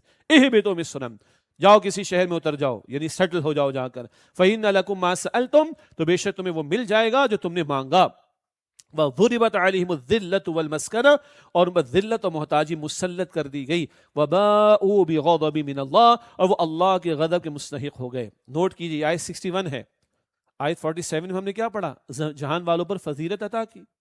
تشریح میں جائیں گے تو 14 صدیاں نبوت سے بھری ہوئی، مطلب نبوت کا سلسلہ جاری رہا. بڑے بڑے انبیاء اور رسول کتابیں سب کچھ ان کو عطا ہوئی، مگر جب اللہ کی ناشکری، اللہ کی کتاب کو پس پش ڈالنا، یہ بعد میں بات آئے گی آیت 101 میں، پیغمبر کا ساتھ نہ دینا، کورا جواب دینا، آپ جا کے قتال کیجئے، یہ ذکر آئے گا سورہ مائدہ کی آیت نمبر 24 میں۔ دنیا کی محبت میں ڈوبنا، جیسے کہ ذکر آ چکا، آئندہ بھی آئے گا آیت نمبر 96 میں، ان کرتوتوں کی وجہ سے۔ اب سنیے کیا کہہ رہا ہے قرآن، وَضُرِبَتْ عَلَيْهِمُ الذِّلَّةُ وَالْمَسْكَنَةُ، اور ان پر ذلت و محتاجی مسلط کر دی گئی، وَبَاءُوا بِغَضَبٍ مِّنَ اللَّهِ، اور وہ اللہ کے غضب کے مستحق ہو گئے۔ اللہ نے ذلت تھوپ دی، محتاجی تھوپ دی، غضب کے یہ شکار ہو گئے۔ کون؟ جن کو اللہ نے فضیلت عطا کی تھی، ان کا یہ حال ہو گیا۔ اور بھائی کوئی اللہ کے چہیتے تھوڑے ہی دے، فضیلت تھی، ذمہ داری کے ساتھ کتاب تمہیں عطا کی ہے، پیغمبر نے شریعت تمہیں پہنچائی ہے، اللہ کا کلام تمہارے پاس ہے، اللہ کی شریعت تمہارے پاس ہے، پیغمبر کا مشن تمہارے سامنے، ساتھ دینا ہے۔ تم کتاب کو پس پش ڈال دو، تم اللہ کے پیغمبر کو صاف کورا جواب دے، تو ہم تو نہیں تمہارے ساتھ کھڑے ہوتے۔ تم صاف اللہ کے دین سے فرار اختیار کرو، تم صاف شریعت کے نفاذ سے فرار اختیار کرو، تو پھر اللہ کے چہیتے نہیں ہو تم، پھر ذلت ہے، محتاجی ہے، اور اللہ کا غضب ہے۔ آج کتاب کس کے پاس ہے؟ آج شریعت کس کے پاس ہے؟ آج خیر امت کسے کہا گیا؟ آج انسانیت کے لیے کس کو کھڑا کیا گیا؟ آج دین کے غلبے کی جد و جہد کس نے کرنی؟ اس امت نے نا۔ یہ خیر امت ہے۔ آل عمران آیت نمبر 110 کے الفاظ بڑے معروف ہیں، قرآن پاک کے ہیں، یہ خیر امت ہے، نو ڈاؤٹ، لیکن خیر امت ذمہ داری کے ساتھ ہے۔ فضیلت ان کی بھی تھی، ذمہ داری پوری نہ کی، ذلیل و رسوا ہوئے۔ فضیلت ہمیں بھی دی گئی، کیا ذمہ داری پوری کر رہے ہیں؟ اے خاصا اے خاصان رسول، وقت دعا ہے، امت پہ تیری آگے آجا وقت پڑا ہے۔ وہ دین جو بڑی شان سے نکلا تھا وطن سے، پردیس میں آج غریب الغرباء۔ سب سے سستا خون کس کا ہے دنیا میں؟ ہمارا۔ سب سے زیادہ لاشیں کس کے؟ ہمارے۔ سب سے زیادہ مائگریشن، وہ امیگریشن کروا کے مائگریشن کرنے والوں کی بات نہیں کر رہا میں، دیش نکالا دینا، ہمارے۔ سب سے زیادہ زمینوں پر قبضے کس کی؟ ہماری۔ سب سے زیادہ غیر فیصلے کس کے بارے میں کرتے ہیں؟ ہمارے بارے میں۔ کچھ سے ہے ہماری دنیا میں؟ نو۔ کیوں؟ کتاب ہم نے بھی پس سے پوچھ ڈالی، دین ہم نے بھی فراموش کر رکھا ہے۔ ترجیحات میں اللہ کی کتاب عظیم اکثریت کے تو نہیں، دین تو نہیں۔ اللہ اکبر کبیرہ۔ یہ ہے ہمارے لیے سبق آموزی کا پہلو جو ان واقعات سے ہمیں سیکھنا ہے۔ قرآن قصوں کی کتاب نہیں، قرآن کہانی کی کتاب نہیں، قرآن اسٹوری ٹیلنگ بک تھوڑا ہی، it's a book of guidance, ہدایت کی کتاب ہے۔ فرمایا وَبَاءُوا بِغَضَبٍ مِّنَ اللَّهِ، اور وہ اللہ کے غضب کے مستحق ہو گئے۔ ذَلِكَ بِأَنَّهُمْ كَانُوا يَكْفُرُونَ بِآيَاتِ اللَّهِ، یہ اس لیے کہ وہ اللہ کی آیات، یہ اس لیے ہوا کہ وہ اللہ کی آیتوں کا انکار کرتے رہتے تھے۔ وَيَقْتُلُونَ النَّبِيِّينَ بِغَيْرِ الْحَقِّ، اللہ اکبر، وَيَقْتُلُونَ النَّبِيِّينَ بِغَيْرِ الْحَقِّ، اور انبیاء علیہ السلام کو ناحق قتل یعنی شہید کرتے تھے۔ ذَلِكَ بِمَا عَصَوْا وَكَانُوا يَعْتَدُونَ، یہ اس وجہ سے تھا کہ وہ نافرمانیاں کرتے تھے اور حد سے بڑھ جایا کرتے تھے۔ اللہ کی آیات کا انکار، زبان سے مانتے تھے، عمل سے انکار کرتے تھے۔ آج یہ امت بھی زبان سے قرآن کو مانتی مگر عمل اس کے برعکس کرتی ہے، عظیم اکثریت ہماری۔ انہوں نے انبیاء کو شہید کیا، نبوت ختم ہو گئی رسول اکرم علیہ السلام پر۔ ہماری امت کی تاریخ بھری ہوئی صلحاء، ائمہ مجتہدین پر ظلم و ستم، اللہ کے نیک بندوں کو شہید کرنا، اللہ کی راہ میں جہاد کرنے والوں کو پکڑ پکڑ کر ظالم جابر امریکیوں کے حوالے کرنا، علماء کو شہید کرنا، یہ امت کی تاریخ بھری ہوئی کہ نہیں؟ It's for us to ponder over, یہ ہمارے لیے کہ غور و فکر کریں۔ لَيَأْتِيَنَّ عَلَىٰ أُمَّتِي مَا أَتَىٰ عَلَىٰ بَنِي إِسْرَائِيلَ حَذْوَ النَّعْلِ بِالنَّعْلِ، اللہ کے رسول علیہ السلام کی سچی حدیث جامع ترمذی، لازماً میری امت پر وہ حالات آ کر آئیں گے جیسے بنی اسرائیل پر آئے، بالکل اسی طرح میری امت پر آئیں گے وہ حالات جیسے کہ بنی اسرائیل پر آئے، حَذْوَ النَّعْلِ بِالنَّعْلِ، جیسے ایک جوتی دوسری جوتی کے مترادف ہوتی ہے۔ دیکھیے بھائی، قرآن پاک کا مطالعہ کر رہے ہیں اور سچی بات ہے، عدل کا تقاضا ہے، جب اللہ ڈراتا ہے تو ہمیں ڈرنا چاہیے اور اس ڈراوے کو ہمیں بیان کرنا چاہیے، اور جب اللہ بشارتیں دیتا ہے تو ہمیں بشارت بیان کرنی چاہیے، ہمیں خوشخبری سنانی چاہیے۔ یہ دونوں پہلو ذہن میں رکھیں، لیکن ڈراوے کا پہلو بھی سامنے آئے گا، بشارت کا بھی پہلو سامنے آئے گا۔ ذَلِكَ بِمَا عَصَوْا وَكَانُوا يَعْتَدُونَ، اس وجہ سے تھا کہ وہ نافرمانیاں کرتے تھے اور حد سے بڑھ جایا کرتے تھے۔ اللہ اس برے طرز عمل سے ہمیں محفوظ رکھے، اور اللہ اپنی کتاب کے ساتھ جڑے رہنے، اپنے پیغمبر علیہ السلام کی تعلیم پر عمل کرنے کی توفیق دے۔ اللہ ہم سب کی، ہمارے گھرانوں کی، تمام مسلمانوں کی مغفرت فرمائے، آمین یا رب العالمین۔ وآخر دعوانا ان الحمد للہ رب العالمین، والسلام